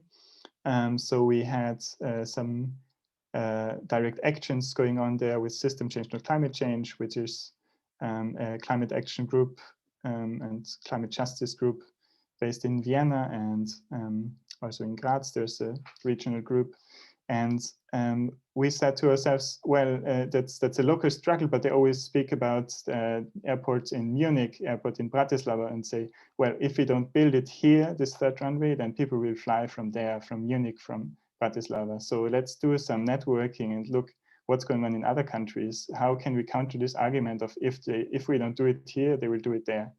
And we saw that throughout the world, everywhere, there's very similar projects and very similar struggles. And so we connected with some of them, for example, in Mexico, in Canada, in, I think it was in France, and in other countries. And we saw that really changes something, that empowers people, that gives people even more power to for their local struggles, that gives them new arguments, new ways of thinking about their own struggle and situating it in the global context. And so we wanted to keep this up, and out of this networking and out of an action that we organized together with the other organizations, and where we shared our stories in our different countries, we built this network that's now consisting of 160 organizations. And yeah, in different parts of the world, we have members on every continent now. Although the focus is still pretty much on Europe. And what we say is something I deeply believe in, that we need, like the group I told you before, we need system change to solve the climate crisis. System change, not climate change. This famous topic, this famous slogan, which for some has a very different meaning than for others, but basically that's what we have to do. We have to change to some extent, every aspect of society to solve this crisis, and this crisis, because it's obviously a different crisis. And no matter what you want to call it, what you want to be, a utopia, or what you strive for, if you want to call it a degrowth, if you want to call it a post-growth society, if you want to call it a well-being economy, if you like the donut that Kate Raworth, for example, promotes, or whatever, I think what we need is an analysis that says the problems we have are systemic. We can't just change one thing for the other, one technology for the other, and that will solve the problem for us, because problems are very often not solved, but they are just externalized to other countries, or one problem is exchanged for another one. So, for example, when you think of e-cars, who are still using a lot of critical materials and still producing conflicts and still producing yeah, like wastelands in countries in the global south, basically. The same is true for aviation, where there will not be a way to have the same level or even a bigger level, because what's planned is a much, much bigger amount of flights in the next decades that was planned before COVID, with e-fuels, with electric flights, or with hydrogen. That's the promoted alternatives. That's everything is not feasible. Nothing is really possible. It's always the hope we spoke before, like the hope in technological solutions. And yeah, what we have to do is to reduce harmful sectors, and one of them is aviation. And the same is true for all the other, most other sectors.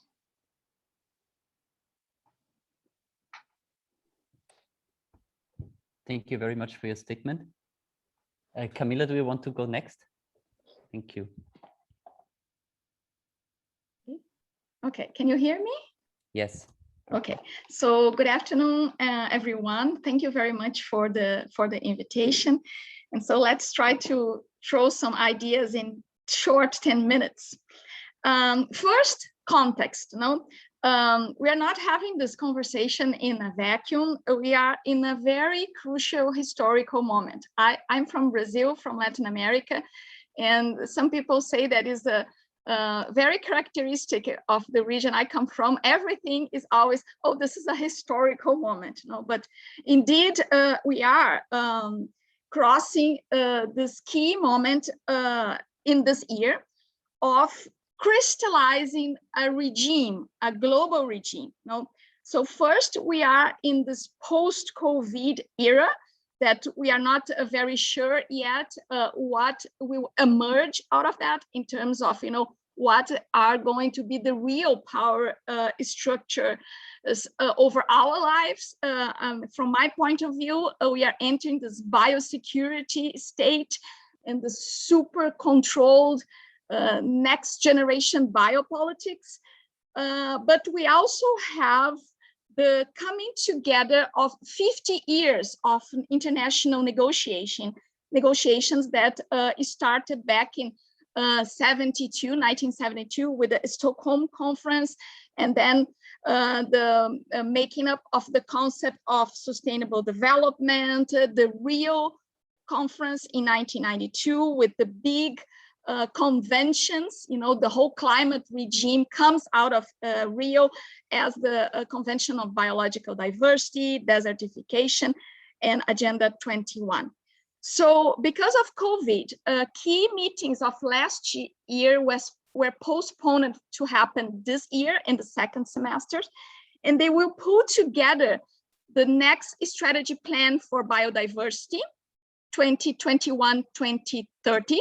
And this has a super high ambition. And I want to call the attention to this idea of putting at least 30% of all land and all oceans under a protected area regime. This is key because I want to connect this with the upcoming market to make offsets among, protected areas everywhere. We also have UN food system summits that will bring into the climate in a very structural way the change of diets and the meat consumption and dairy and all the connections that we have regarding emissions from land use. And of course, we have the culmination in Glasgow with the COP that will finally close the Paris Agreement, the rule book of the Paris Agreement, and specifically the Article 6, which will define how carbon markets are going to work.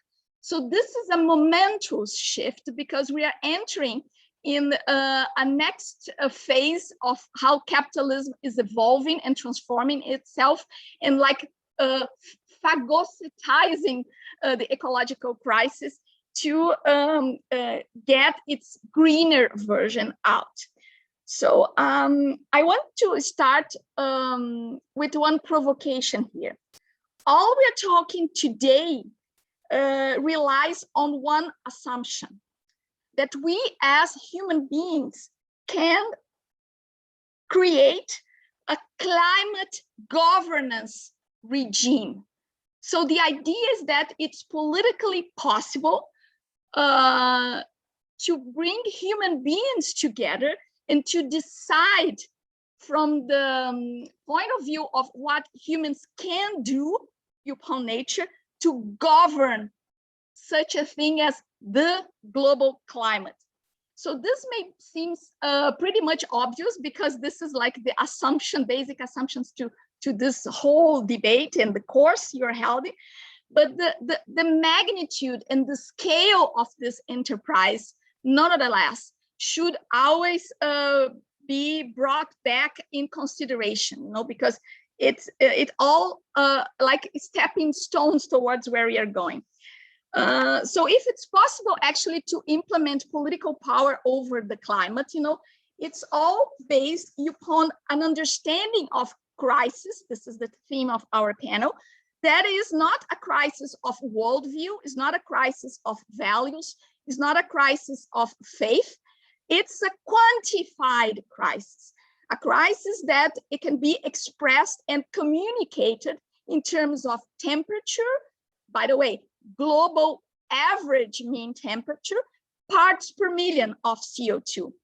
So the question is when it becomes critical for us to call it a crisis. We have one big definition, that it's kind of unified people around this discourse, which is the concept of planetary boundaries.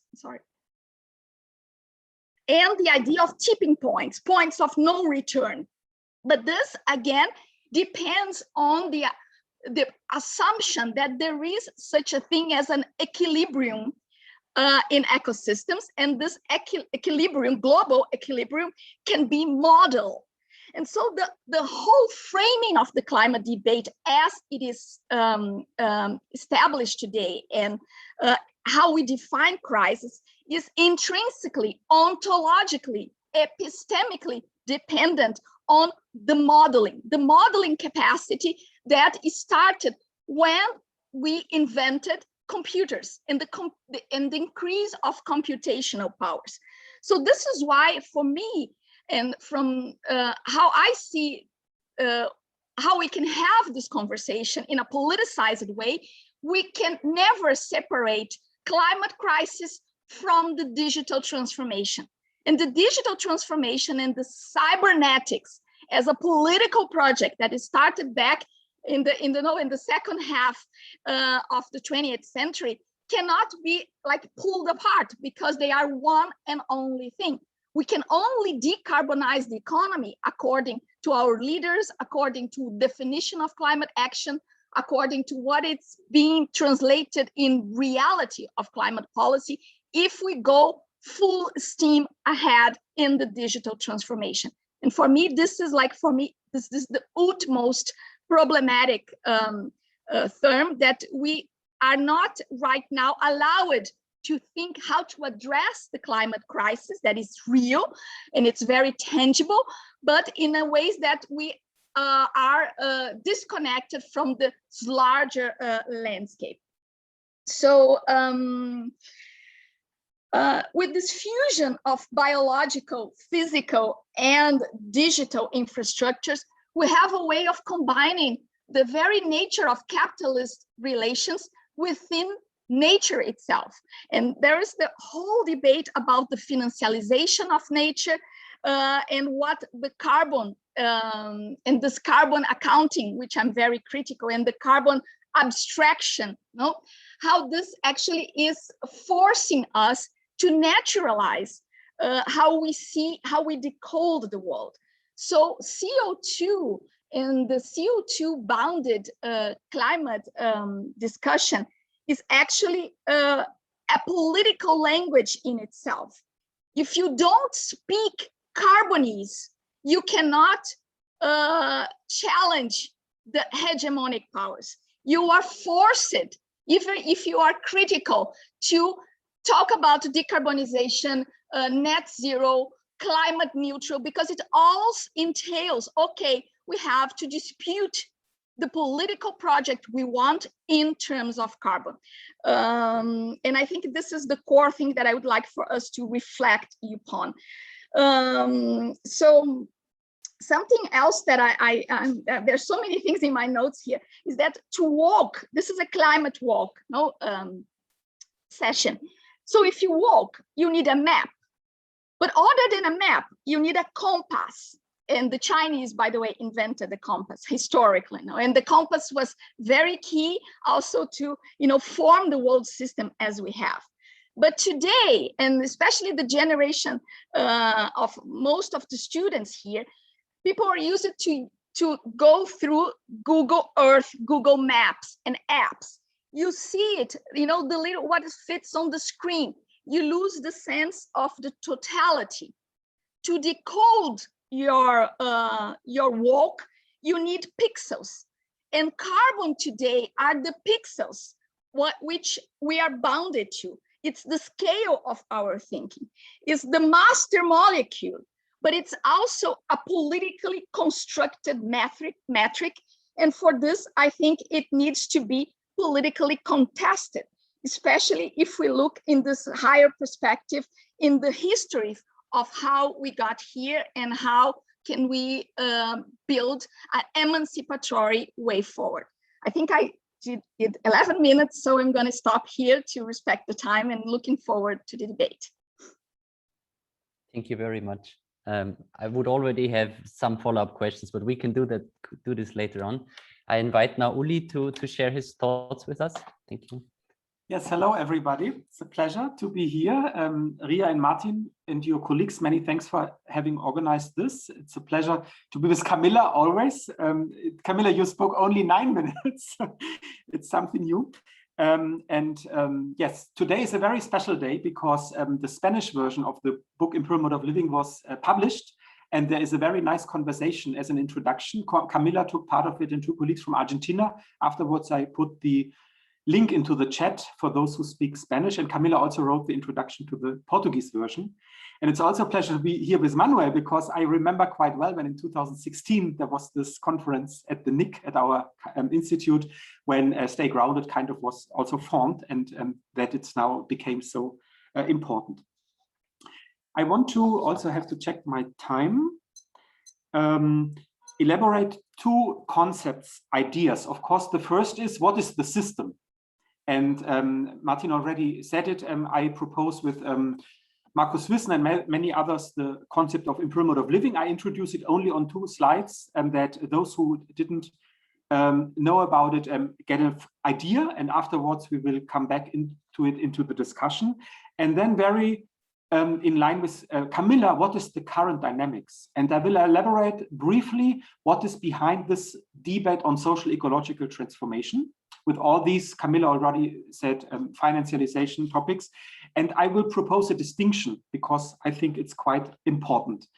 If I go beyond the 10 minutes, I will stop and then we will have time in the discussion.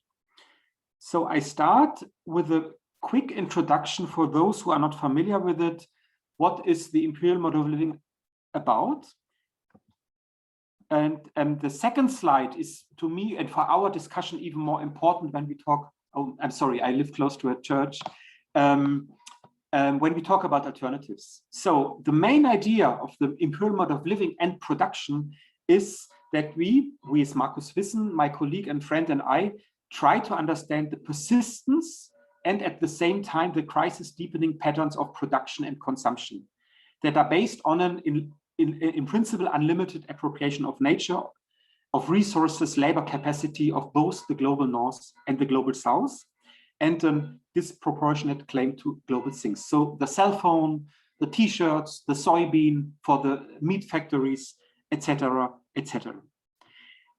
Capitalism needs this non-capitalist milieu, as Rosa Luxemburg put it, and the imperial mode of living is highly exclusive against the story of the neoliberals. Then with enough growth rates, high enough growth rates, we will have trickle-down effects. No, we argue, and many others, of course, dependency theory and others, no, this other side of the coin is important.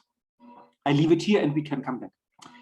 So, and now the point, I would challenge a bit Emmanuel's 1% perspective or the Oxfam perspective, which is very important, but we argue that there are 4 driving forces, causal mechanisms that the cause of the imperial mode of living and also the cause of its dynamics. And I'm very brief, but I think it might help us a bit to discuss alternatives, because we have to question not only the 1%, the powerful, but also other mechanisms. Yeah, I hope that you get it. So, of course, from a critical Marxist, critical political economy perspective, it's capitalist valorization, commodification, which is also linked to an enormous power, the 1%, if you like, or the upper classes, the powerful states of the world, which leads to permanent expansion, land taking, financialization, and others. But we argue that the persistence and the crisis deepening aspects of the imperial mode of living is also from a Gramscian, Antonio Gramsci, critical political philosopher, called hegemony, or others called subjectivation, that the imperial mode of living is kind of inscribed in the bodies, in the thinking, in the desires of people, what Harald Welzer calls the mental infrastructure of growth. Yeah, the growth is not only an economic number, it's an annual number, it's deeply inscribed, or with Pierre Bourdieu, the French sociologist, the habitus. The imperial mode of living, thirdly, is based on social inequalities, of course, north-south within our societies, class-based, gender-based, racialized, and it reproduces this hierarchization. and this is hierarchization is something much broader in this sense than capital accumulation and the power of capital, because it's also the kind of a structure which goes much more beyond, yeah, if we talk about gender relations or the hierarchization of classes. And of course, then it's also about externalization, which is clear when I referred to my definition that the elsewhere is crucial. So this was the first part of my argument. The second part is my point that we should be, and this is very close to the COPs and to the dynamics Camilla was describing, very careful concerning the debate on social ecological transformation. There is a debate since, I would say, 10 years that even, I'm a bit, it's in the evening, I'm a bit blunt, but even the intellectual, the political, the economic elites understood that we are really in trouble and that something needs to be done. And the idea of social ecological transformation is started with studies, but even the SDGs, the Sustainable Development Goals have in the Agenda 2030 transforming our world. So the semantics of transforming is much stronger than change, transition, steering, guiding. It's really about transformation.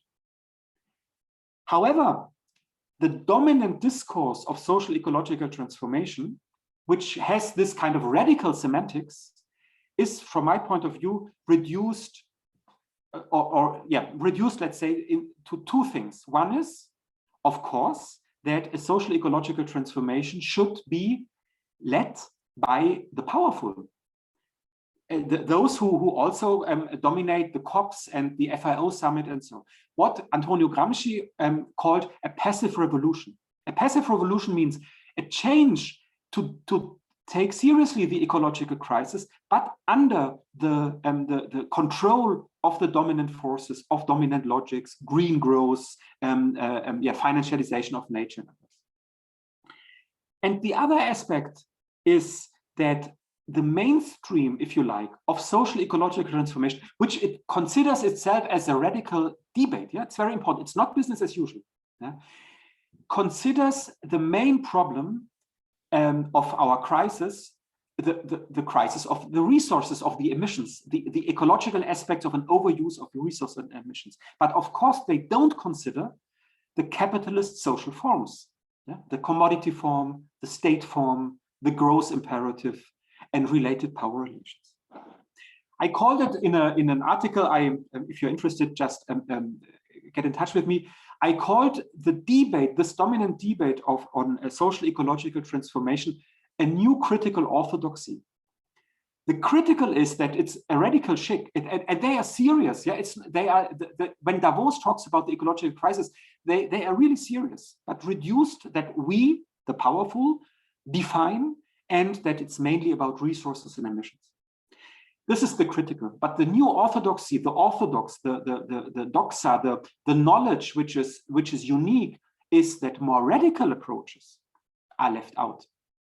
Yeah, so approaches which Emmanuel and Camilla are presenting are not part of the mainstream debate of social ecological transformation.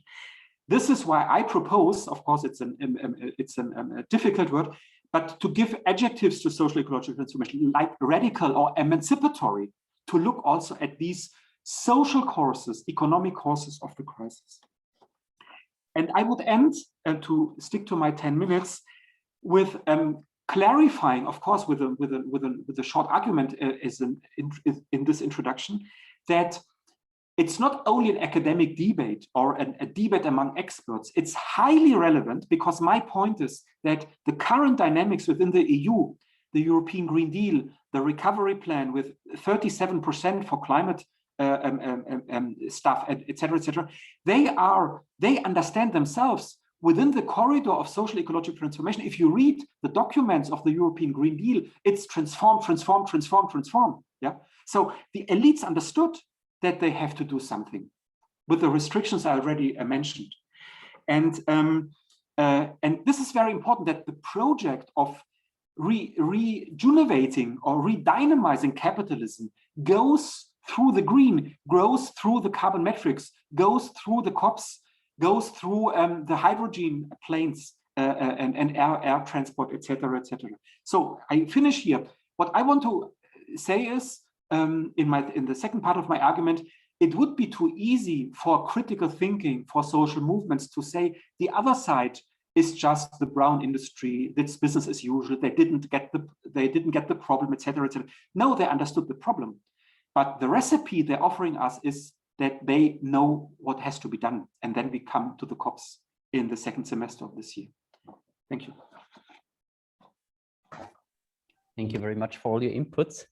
I already have a clarification question for directed towards Camilla in this case. I don't know how many of us or of the audience do know what the financialization of nature means. And also maybe you could elaborate a little bit on how this kind of like carbon offsetting works and these clean development mechanisms and maybe REDD+ programs, something like that, a little bit to give a context of what is, of how to make money with carbon emissions, so to say.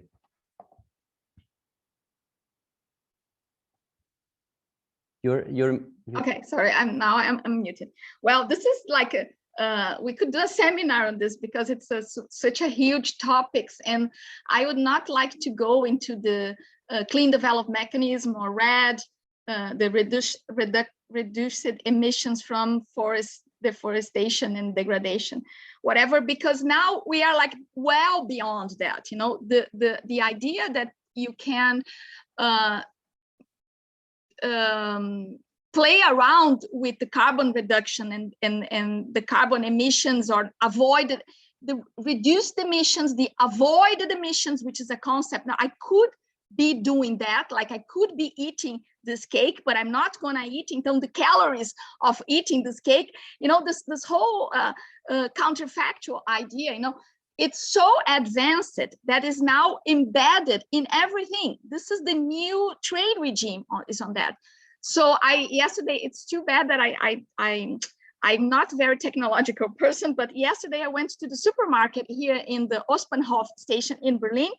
And, you know, it's amazing the commodities that now are soy, contain soy, but is soy rainforest free, you know, or like you create a whole new class of, I'm writing about this, a whole new class of commodities that are free of deforestation, free of slave labor, free of, you know, whatever, you know, and then it's crazy. But about the financialization of nature, I think it's in a very short, it's how you harness, because we are under the high, you know, technological financial capitalism, which the production of wealth and value has disconnected from the real relations of production. It now just goes, you know, in this abstract level. It needs to, at the same time, that is like multiplying algorithmically, it needs to land, it needs to be grounded, it needs to realize itself. And so you have two movements. One is the land grab, that I'm sure the people are following, you know, that because you need to buy everything that is still possible. And if you cannot buy yet, you can transform in a protected area. Right now in Brazil, we are challenging this big program that is called Adopt a Park. So the government just is giving to adoption to Heineken, to Coca-Cola, to big companies, entire chunks of the forest with indigenous people, with local communities, like just adopt a little piazza, a little park in your city. Now you can adopt like huge parts. But on the other side, to feed into this liquidity and this volatility of financial capital, you are bringing in to the system assets that are intangible. So you have carbon emissions, you know, you have biodiversity offsets, you have then you have something that is tangible, which is water, no? But you transform, you expand the boundaries of what can be transformed into a financial asset. And this comes with new property rights. So actually, because the capitalist system cannot expand itself in the one planet that we have, we are now building layers of it. be it layers upon us of methane and CO2, be it backwards with this idea that you can trade not only futures, and then you have the water futures markets that was inaugurated in Wall Street in last December 2020, but now you have this whole thing about avoided, what you were able to avoid. And just, I'm going to stop here, but just to say that you need to understand, this is quite technical, but what this has to do with the 1.5 IPCC report, because it's all about the ambition mechanism that is embedded in the Paris Agreement that people find that's really nice. But I would say that watch out. There are tricky things on our path towards, you know, what is being laid ahead. Thank you. While Martin will be continuing to moderate this discussion, I will be the one taking questions every now and then from the students, and I'm reading this chat box here. So dear students, if you have questions, then use the chat box, write something in or raise your hand. Ulrich, I can already see your hand. And yes. Just a short question to Camilla. I was a bit surprised that you argued that I agree with your arguments that the climate governance regime, which is of course emerged since some time, is pretending to govern the global climate. I would say this is part, but I would say the discourse is also very much about uncertainty, about thresholds.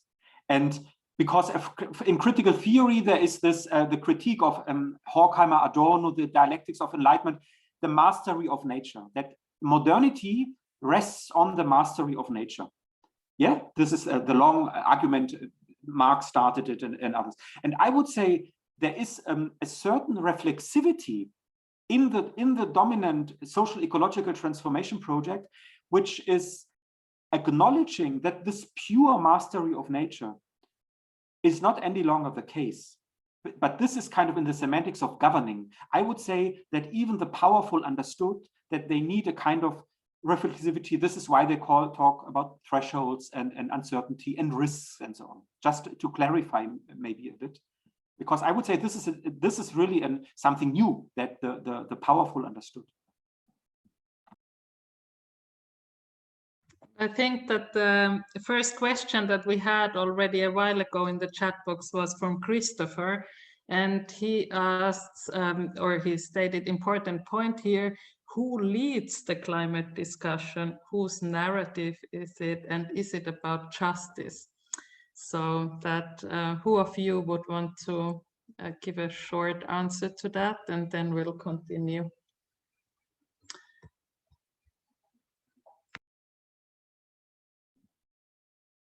I can start, but Camilla knows much better the debates, and Manuel probably as well.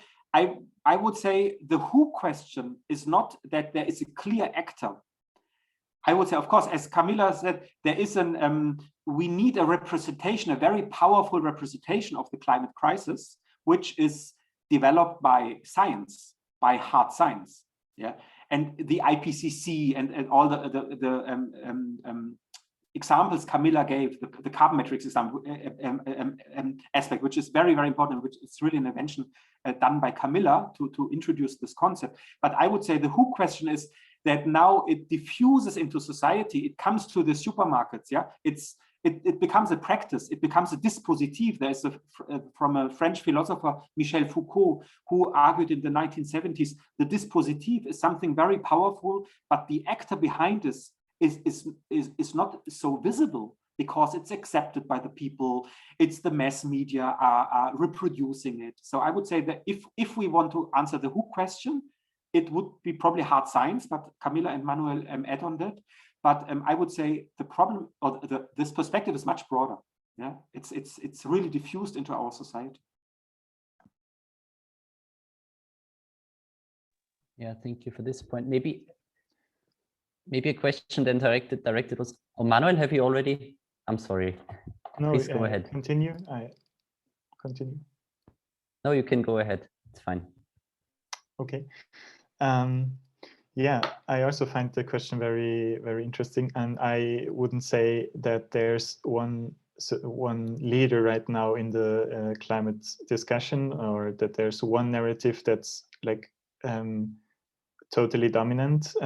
But for sure, it's not. I would say it's not the justice narrative that's the dominant narrative. I think at the moment there's and during the last 2 or 3 years, many things have changed. Obviously, it's obviously in general the debate got more important, and that's a bit surprising for me, despite COVID now, that so quickly the climate debate again got more important. At least that's I think in some countries what we can see, and here, I mean, in the US with Joe Biden, which I would say surprised me at least a bit. I mean, at least on the surface, there's things going on, but also that despite not being able to mobilize again many people on the streets, the climate movement got some attention again. And also, and that's one very important and very often left out actor for me, the media changed a bit. And I think in the German-speaking countries, we see at the moment a shift to some extent in how much the media speaks about the climate crisis. I would say they are very far from how they should address this crisis, and how they should take this crisis into account in not just their coverage in general, like the quantity, but also how they do it. But yeah, things are definitely changing. But of course, on the top level, I mean, I totally agree with Uli, what he basically said in his arguments. It's a pretty technical debate based on the science, the very often quoted the science. I mean, in my opinion, there's not the science. There's not one science. There are so many ways to address these problems. And sometimes I'm a bit, to be honest, I'm questioning the messages of my fellow activists when they speak about the science and say that they are arguing based on their findings and on what science says. But yeah, it's very technical, and it's very economistic still, which is also basically showed in almost every single article you read about the climate crisis, and every issue that comes up, that we are very often not talking about the actual things that are going on.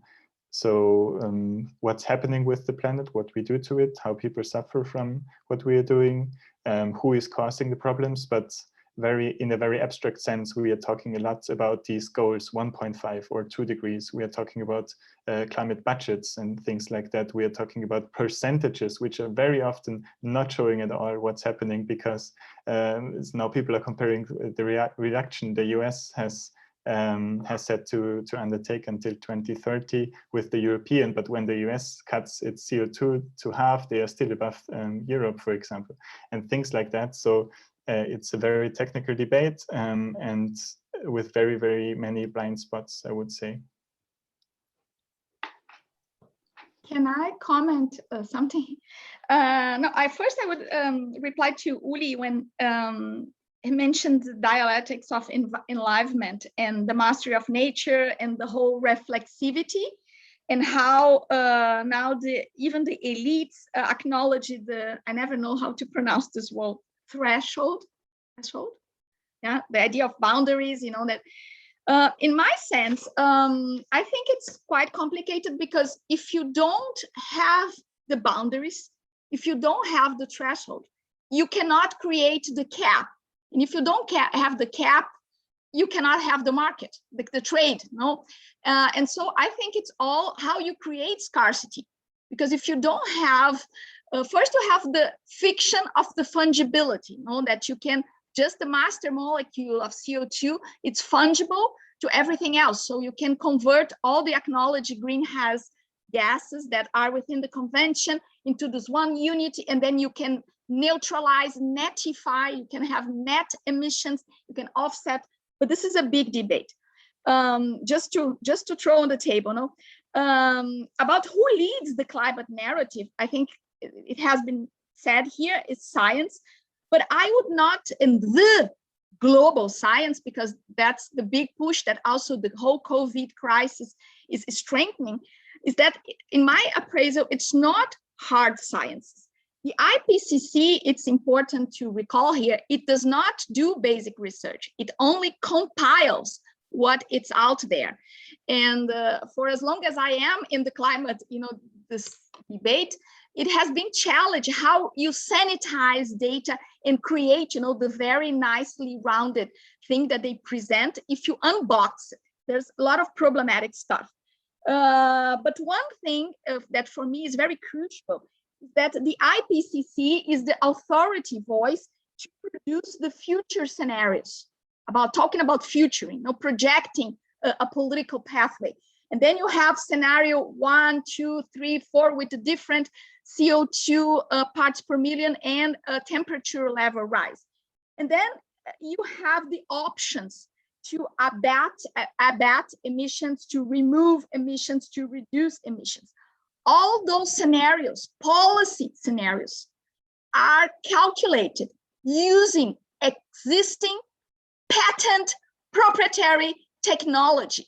So it's not like you are going to reduce because people are stop flying. No, actually the calculations is that how you reduce buying a new technological package, patent. So they need to, they are the governing body, at least in terms of big mental infrastructure, of how we are going to transit from this current, let's say, paradigm of production of capitalism towards the next one. So you need, if you're going to electrify the fleet, and I know this is the expertise of Uli, now it's in the project, but if you want, for example, to have the feed-in tariff like the German have, like you become a producer and consumer of solar energy, if you don't have the digital device to count and to transform and to visualize this, if you don't sell those sensors, etc., this is not going to happen. It's not going to have any real material reality. So I think it's quite tricky, when you call hard science a body that is highly political and that relies, on promoting technological solutions. And just to remember here, in 2016, when Lord Stern launched the Economics of Climate Change report, the whole biofuels that we called agrofuels crisis started around the world. And then how I met Uli, it was based on that agrofuels, biofuels, were the most cost-effective, fast-paced solution to reduce emissions. So now, 15 years later, what is on the table, it's what they call nature-based solution that actually can be anything. People are calling trees a high technology to sequester carbon. Of course, it's not the trees you have in your park. It's a patent GMO eucalyptus tree that can, just suck the carbon faster than something else. So just to be aware that it's like a moving sand that we're walking here. Yes, thank you very much for this remark. I'm just looking at the chat. If there are no questions yet, I will maybe go back a little bit to the initial structure. You have also already mentioned, these kind of like measures and approaches that are lying on the table. You've mentioned carbon capture, storage, and things like that. And I would like to ask all three of you, what do you think of these, current approaches to deal with the climate crisis or to overcome it? Are they enough, and in which sense are they problematic? Just a very basic question. What is currently happening? Also regarding the discourse of how we, under quotation marks, whatever that is, could change things. And whoever who wants to respond, just feel free to do so.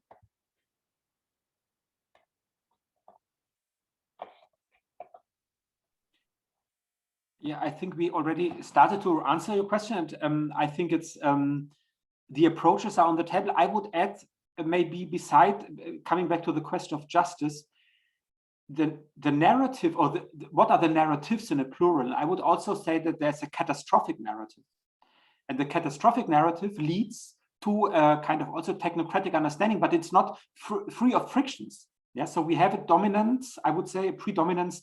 There is a catastrophe around the corner, but what then I call new critical orthodoxy, but we have to stick to current institutions, to current logics to deal with it.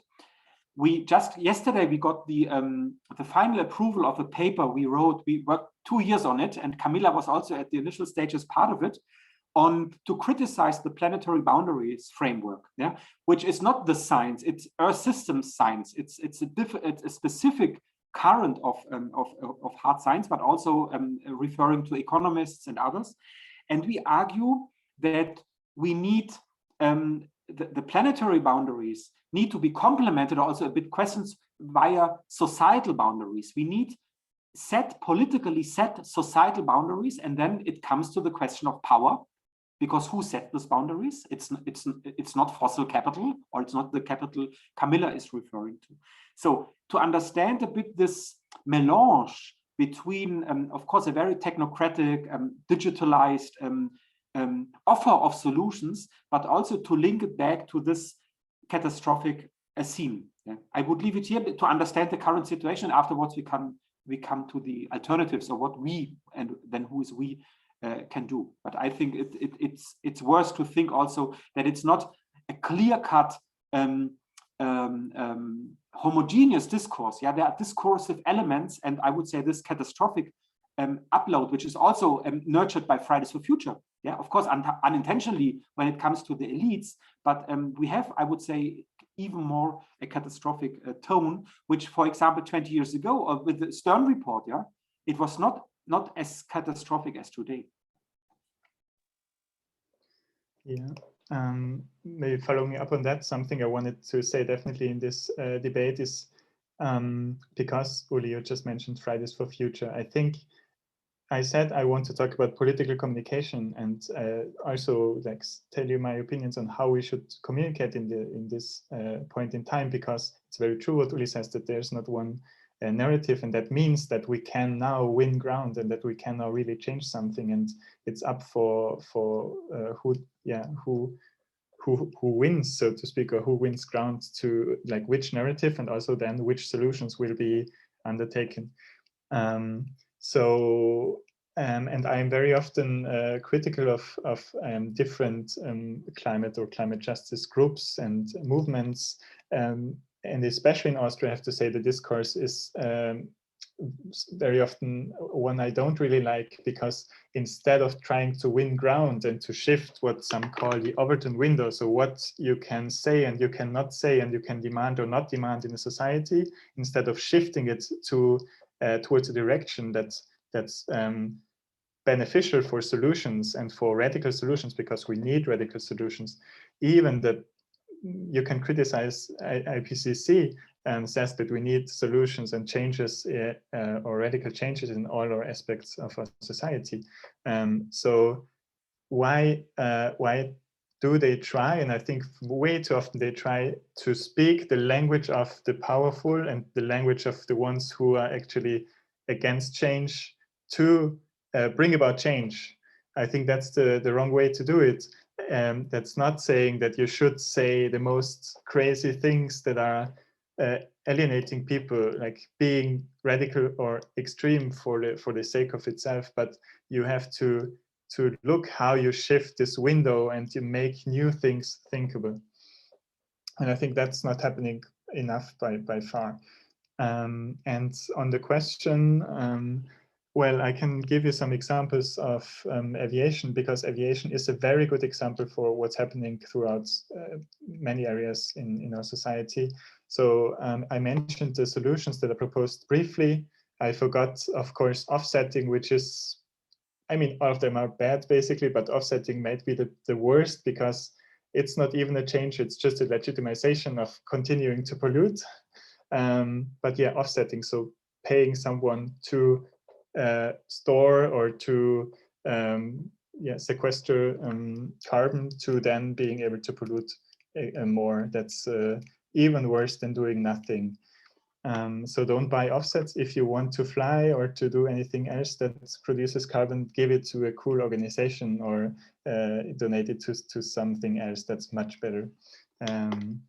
And other solutions are hydrogen, which is like there's two big aviation or aircraft manufacturers, Boeing and Airbus, And Airbus says they will soon have hydrogen planes 2035, which is, I mean, easy to say, too late for solving the climate crisis.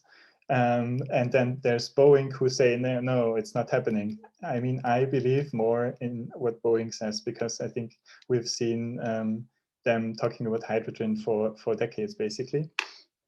Then there's biofuels, which are very, very destructive. There's the land grabbing, and there's human rights violations going on. So also basically worse than the status quo in many in many cases.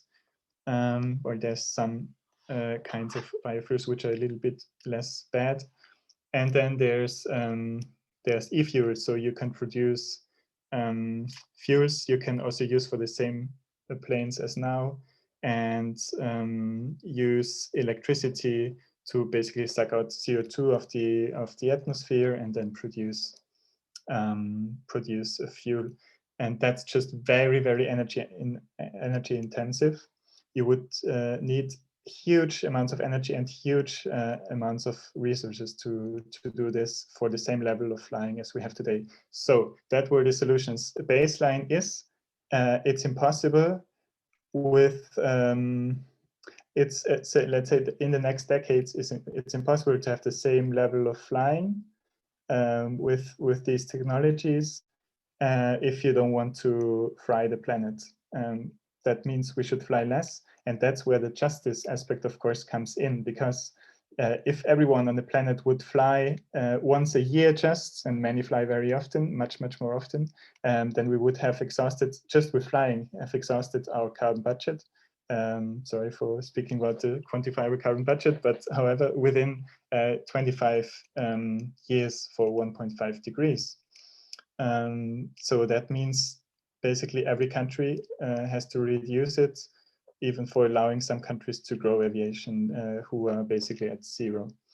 And similar things are very true for other areas of society. Global North countries will have to reduce certain activities and industries to make space for Global South countries within the limits we set as a global society, if we can ever do that for ourselves. Thank you very much, Manuel. Out of personal interest, I have a follow-up question, because you also mentioned COVID. And do you know, are there already any prognosis of after the COVID situation, or if aviation will, increase again, or are there any? What is the situation when it comes to that? Because we have seen, our Lufthansa and then the government, the bailout, so to say, and stuff like that. What is your view on that? Yeah, the industry itself says that they will be at the same level as before COVID, not before 2024. That's now the year that's mentioned most often. Some say 2023, and then want to take the same growth trajectory as before. That would lead us within 20 years or so to a doubling of aviation, and which would lead us to like this very elitist way of traveling to being in double digits area of it's part of the climate crisis.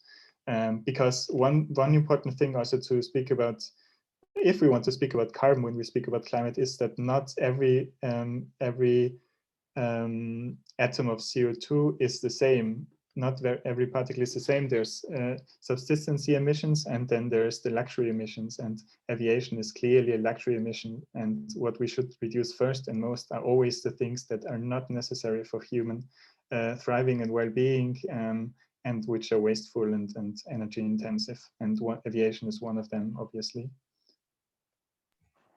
I think we have another comment in the chat box by actually our first speaker of the day, and I will quickly read it. So I agree that it helps to analyze the power structures, but concluding my analysis of the problems, the causes and the solution strategies, the problem is deeper than in power structures.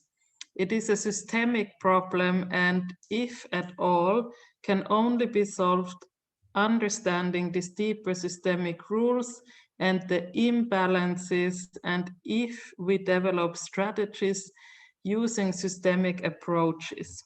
Trying to only tackle the imbalances of power will just lead to a replacement of the persons and institutions, but the system will still keep the wrong direction of self-destruction. So who wants to comment on that?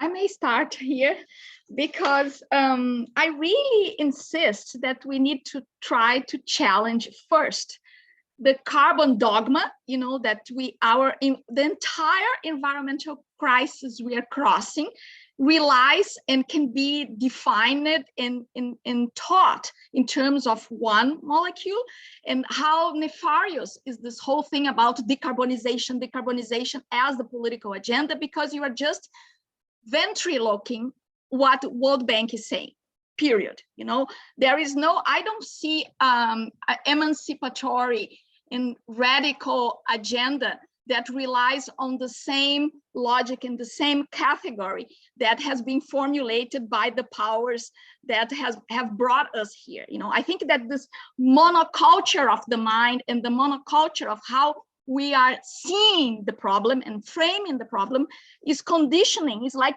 a tunnel vision of how we can transform. Because if we take carbon, you know, in the carbon explanation, I would call it carbon catechesis, no? Because it's like it's a religion now. And Al Gore, I'm going to talk a little bit as its major preach, no? We have to think locally. We have to address GMOs. We have to address the property of land reform, transforming things that cannot be dealt outside of the local.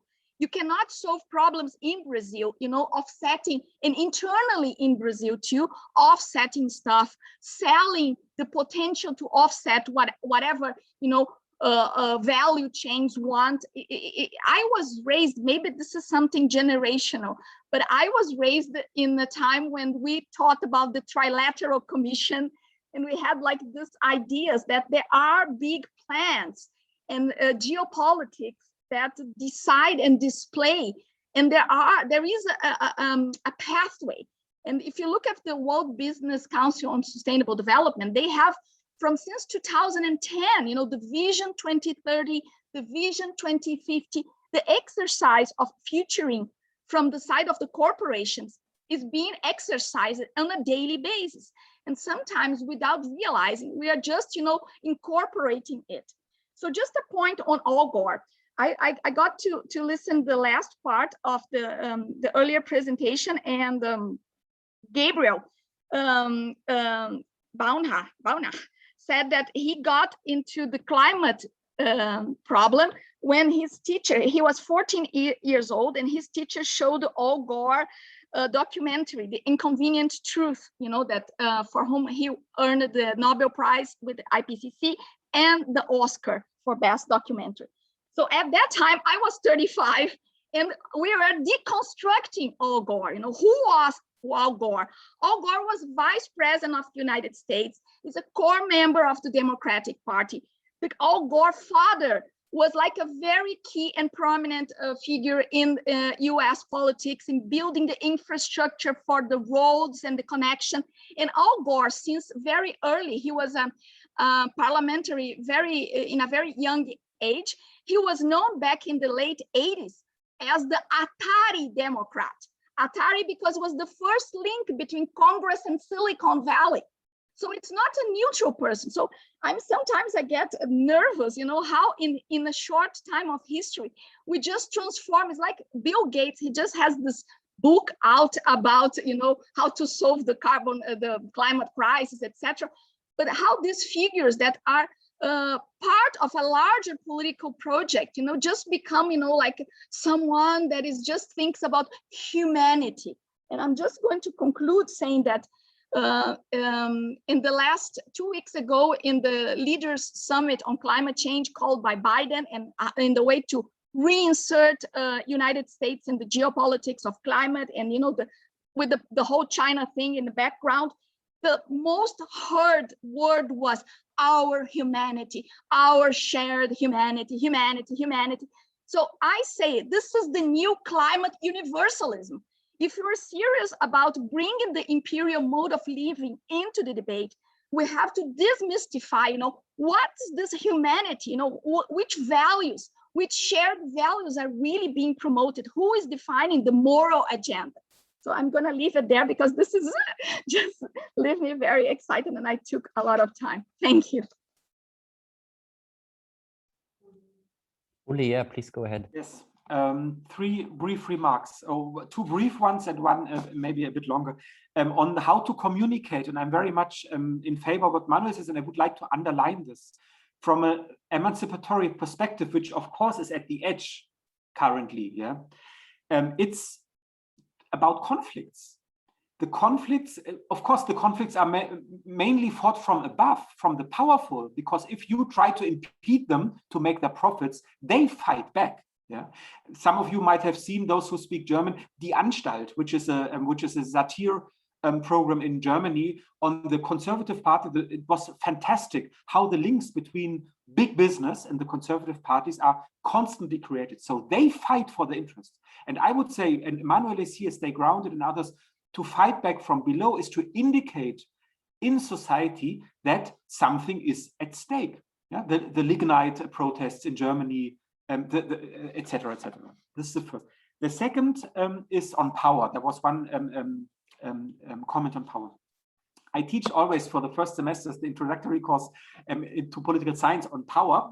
Maybe some of you are here, and I use 8 different concepts, but I would like to make a very important point, and this is in the comment.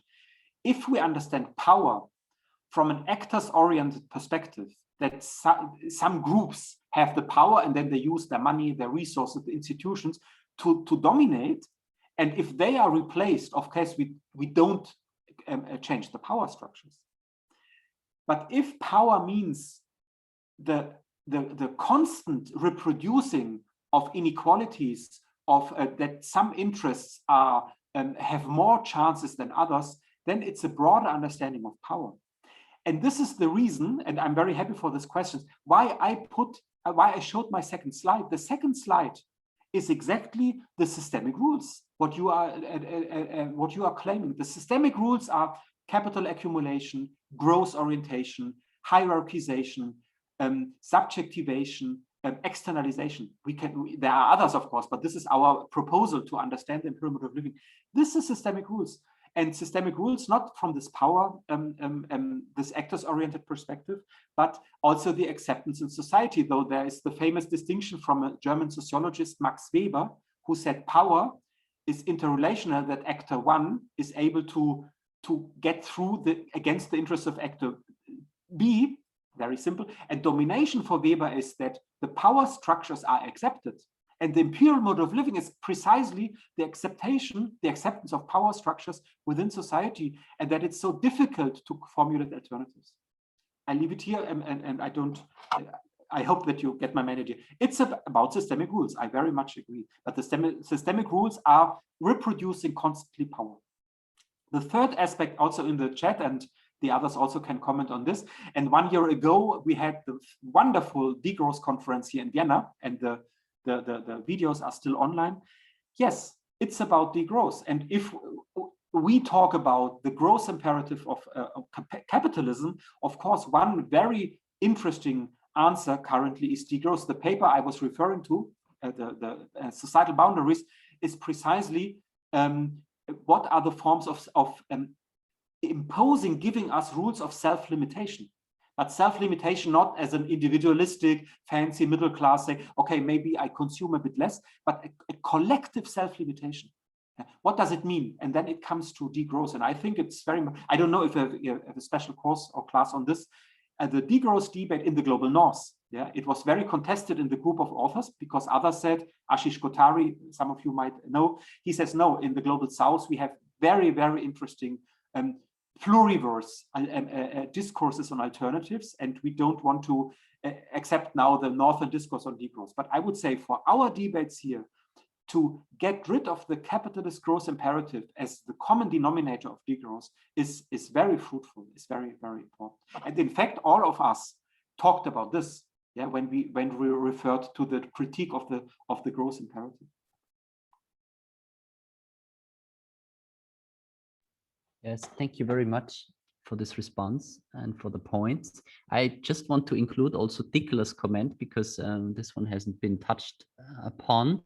And she was talking a little bit about, I don't read it out loud the whole thing, but she was talking about whether when it comes to offsetting, if it's not better to do, you know, just small things, to do something instead of doing nothing. And her last question, isn't it worthwhile to enable such offsetting? I mean, does it help somehow? How would you respond to that? That sometimes, you know, small steps, gradual changes are maybe for some people then more feasible than for others. I guess that's directed to me because I very much criticized offsets. And beforehand, so I don't forget it, I wanted to say, make one comment on what Uli just said. So degrowth is also one concept I find very important, and actually it's one of the concepts that was central to what I studied. But what I also want to point out is that not everyone has to speak about and stand in for degrowth as such and to name it like this, because I think there's also different roles in a discourse. And if you want to shift public opinion, if you want to shift the discourse, you need different actors. And in social movements, we have that thing called a spectrum of allies. So you can reach different you have a spectrum of people in the society and of actors, and not everyone can reach everyone. So if I'm very radical, I cannot reach the people on the other side of the room, so to speak. But maybe people who are a little bit less radical in their positions can do that and like direct them towards the other direction. And then maybe at some point they will be reachable for my arguments. And I know that degrowth is very off-putting for many people. So if you prefer, although I think it's to some extent flawed as a concept, but if you prefer the donut economy concept and you want to speak about this and yeah, then just do it. But I think what we have to have is to some extent a coherent common narrative that and how the world could be better. And there's some no-goes we should definitely avoid, and this is about communication. And one no-go, and that's my transfer to the other topic, is definitely offsets. And what I said in the very beginning is I was speaking and I am speaking about political communication. So yes, I think things like questioning your flights and saying still, no, I have to take this flight, and so I will offset the emissions. That's one step, and for many people it's maybe a big step to take. You know, it's psychologically it's not so small, but on a systemic level, offsets are something that legitimizes the current system. Airlines can say we have this offsetting program, our emissions are compensated, so we can keep on flying. It's zero emissions, and that's something we have to challenge. So on the systemic and societal level, offsetting should be like fiercely countered. On the psychological level, if you want to buy them, like I said, better donate to a cool organization. If someone you know buys them, speak with them about it, and maybe you can take them with you a few more steps. Thank you, Manuel. Maybe we do one final round of comments. Do you want to respond to that or add anything to the discussion we had so far? Ulrich, Camila? Because if not, then I would have a final question, so to say, a little bit to look at ideas or to look at already existing alternatives that somehow come up in the ruptures of the system, so to say, or maybe differently put, how might a solidary mode of living and production look like, you know, in opposition to an imperial mode of living, or how might a good life for all look like? Maybe just some ideas to end with some with some kind of utopia and with some kind of like guideline of what we could of what we could do. And again, we under quotation marks are where to start.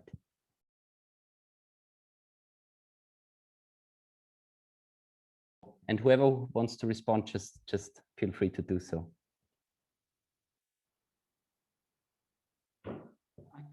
I can start. I'm hesitating to say that there is, this is not the idea of your question, that there is one form of a good life or good living for all. What we know in this conflict approach, and we have in political ecology, a critical approach, is it's called provisioning systems. So what are the concrete provisioning systems Manuel is fighting for in the mobility sector, in the nutrition sector, in the housing sector, etc. And there is a lot of going on. And I also show now, I don't know if you can see it. No, you can't see it. It's from the Konzeptwerk Neue Ökonomie, Zukunft für alle, Future for all, a vision for 2048. I put the link into the chat in a moment. And to recognize that there is a lot of going on, that there are already a lot of alternatives, and also to understand how these alternatives are in contradictions, that maybe they are greenwashed or they are also integrated and others, and to reflect within these concrete alternatives. This is one final remark. The other is, there was a quote, Stefan Lessenich, reference to Stefan Lessenich in the chat. We are good friends, and our books were published in parallel, his Externalisierungs Society and our one. And but I'm not sure whether we can call it corrupted, that people are corrupted in being integrated. I would also make the point, for many, there is no alternative. I don't want to justify how people live today. Yeah, of course, we need a conscientization, we need a politicization, but the imperial mode of living is also, it's so difficult to live differently. And this is, and I conclude with this, if we think about action, it's not the individual action of another consumption, of offsetting, or not important enough, Manuel, of course, but the point is to, as you say, to support the political organization. So action should be, for a solidary mode of living, very much political action. And the dominant discourse, precisely for the young people, is an individualization of responsibility. If you consume green, if you put the burden of the world onto your shoulders and you act correctly, then we will get out of the crisis. And so this is a bit my point. It's more some pieces, yeah, that there is no clear vision for something. There are many bits of visions, but we should undermine this very neoliberal dispositif that you as an individual make a difference, but to act politically, yeah, organizing yourself or think beyond the very, very concrete action. Thank you. That's actually a very nice final statement, a statement that we could take and yeah. So on this note, thank you very much for all three of you for being here today, for discussing with us these matters. Maybe also follow up a little bit on what the climate walk is doing. Hopefully the climate walk is not becoming a part of a new critical orthodoxy. Now that I got it right. But yeah, we will do our best, so to say, and we will keep on fighting and join forces with others who fight. And on that note, I will hand over to Ria, who will conclude this session and who will give us some final words. Thank you. Yes, there has been a lively discussion going on in the chat as well, and I hope that you have all been reading these nice and long comments. So I'm sorry that we couldn't go like more deeper within this time limit into those topics, because I feel that we just started, we opened so many boxes, and then now we are like interested in learning more about it, and then comes the end and we all need to go and end this session. And it has been a long session again, so thank you everyone for bearing with us for 3 hours on Zoom. And thank you for all our guests for these excellent contributions and taking the time to be with us today. So there is actually not much left to say except to advertise our next session, and this will be also the final session. It will take place on the 20th of May. We will have a panel discussion with 4 guests looking at the topic of how to tackle these issues of climate change and to think about the question, where do we go from here with all this information that we have gained in our sessions so far. So the session next time will be a little bit shorter than the usual slot. So we have the first slot where we will have this panel discussion, and then in the second slot, Martin and myself will remind you all who take the exam what the formalities are and how you can get your ECTS and your grade. With a lot to think about today's input, we will say goodbye now, and don't forget to walk and wander. So good night from Vienna. Bye. Bye-bye. Thank you. Thank you for Bye. organizing. Thank you. Bye.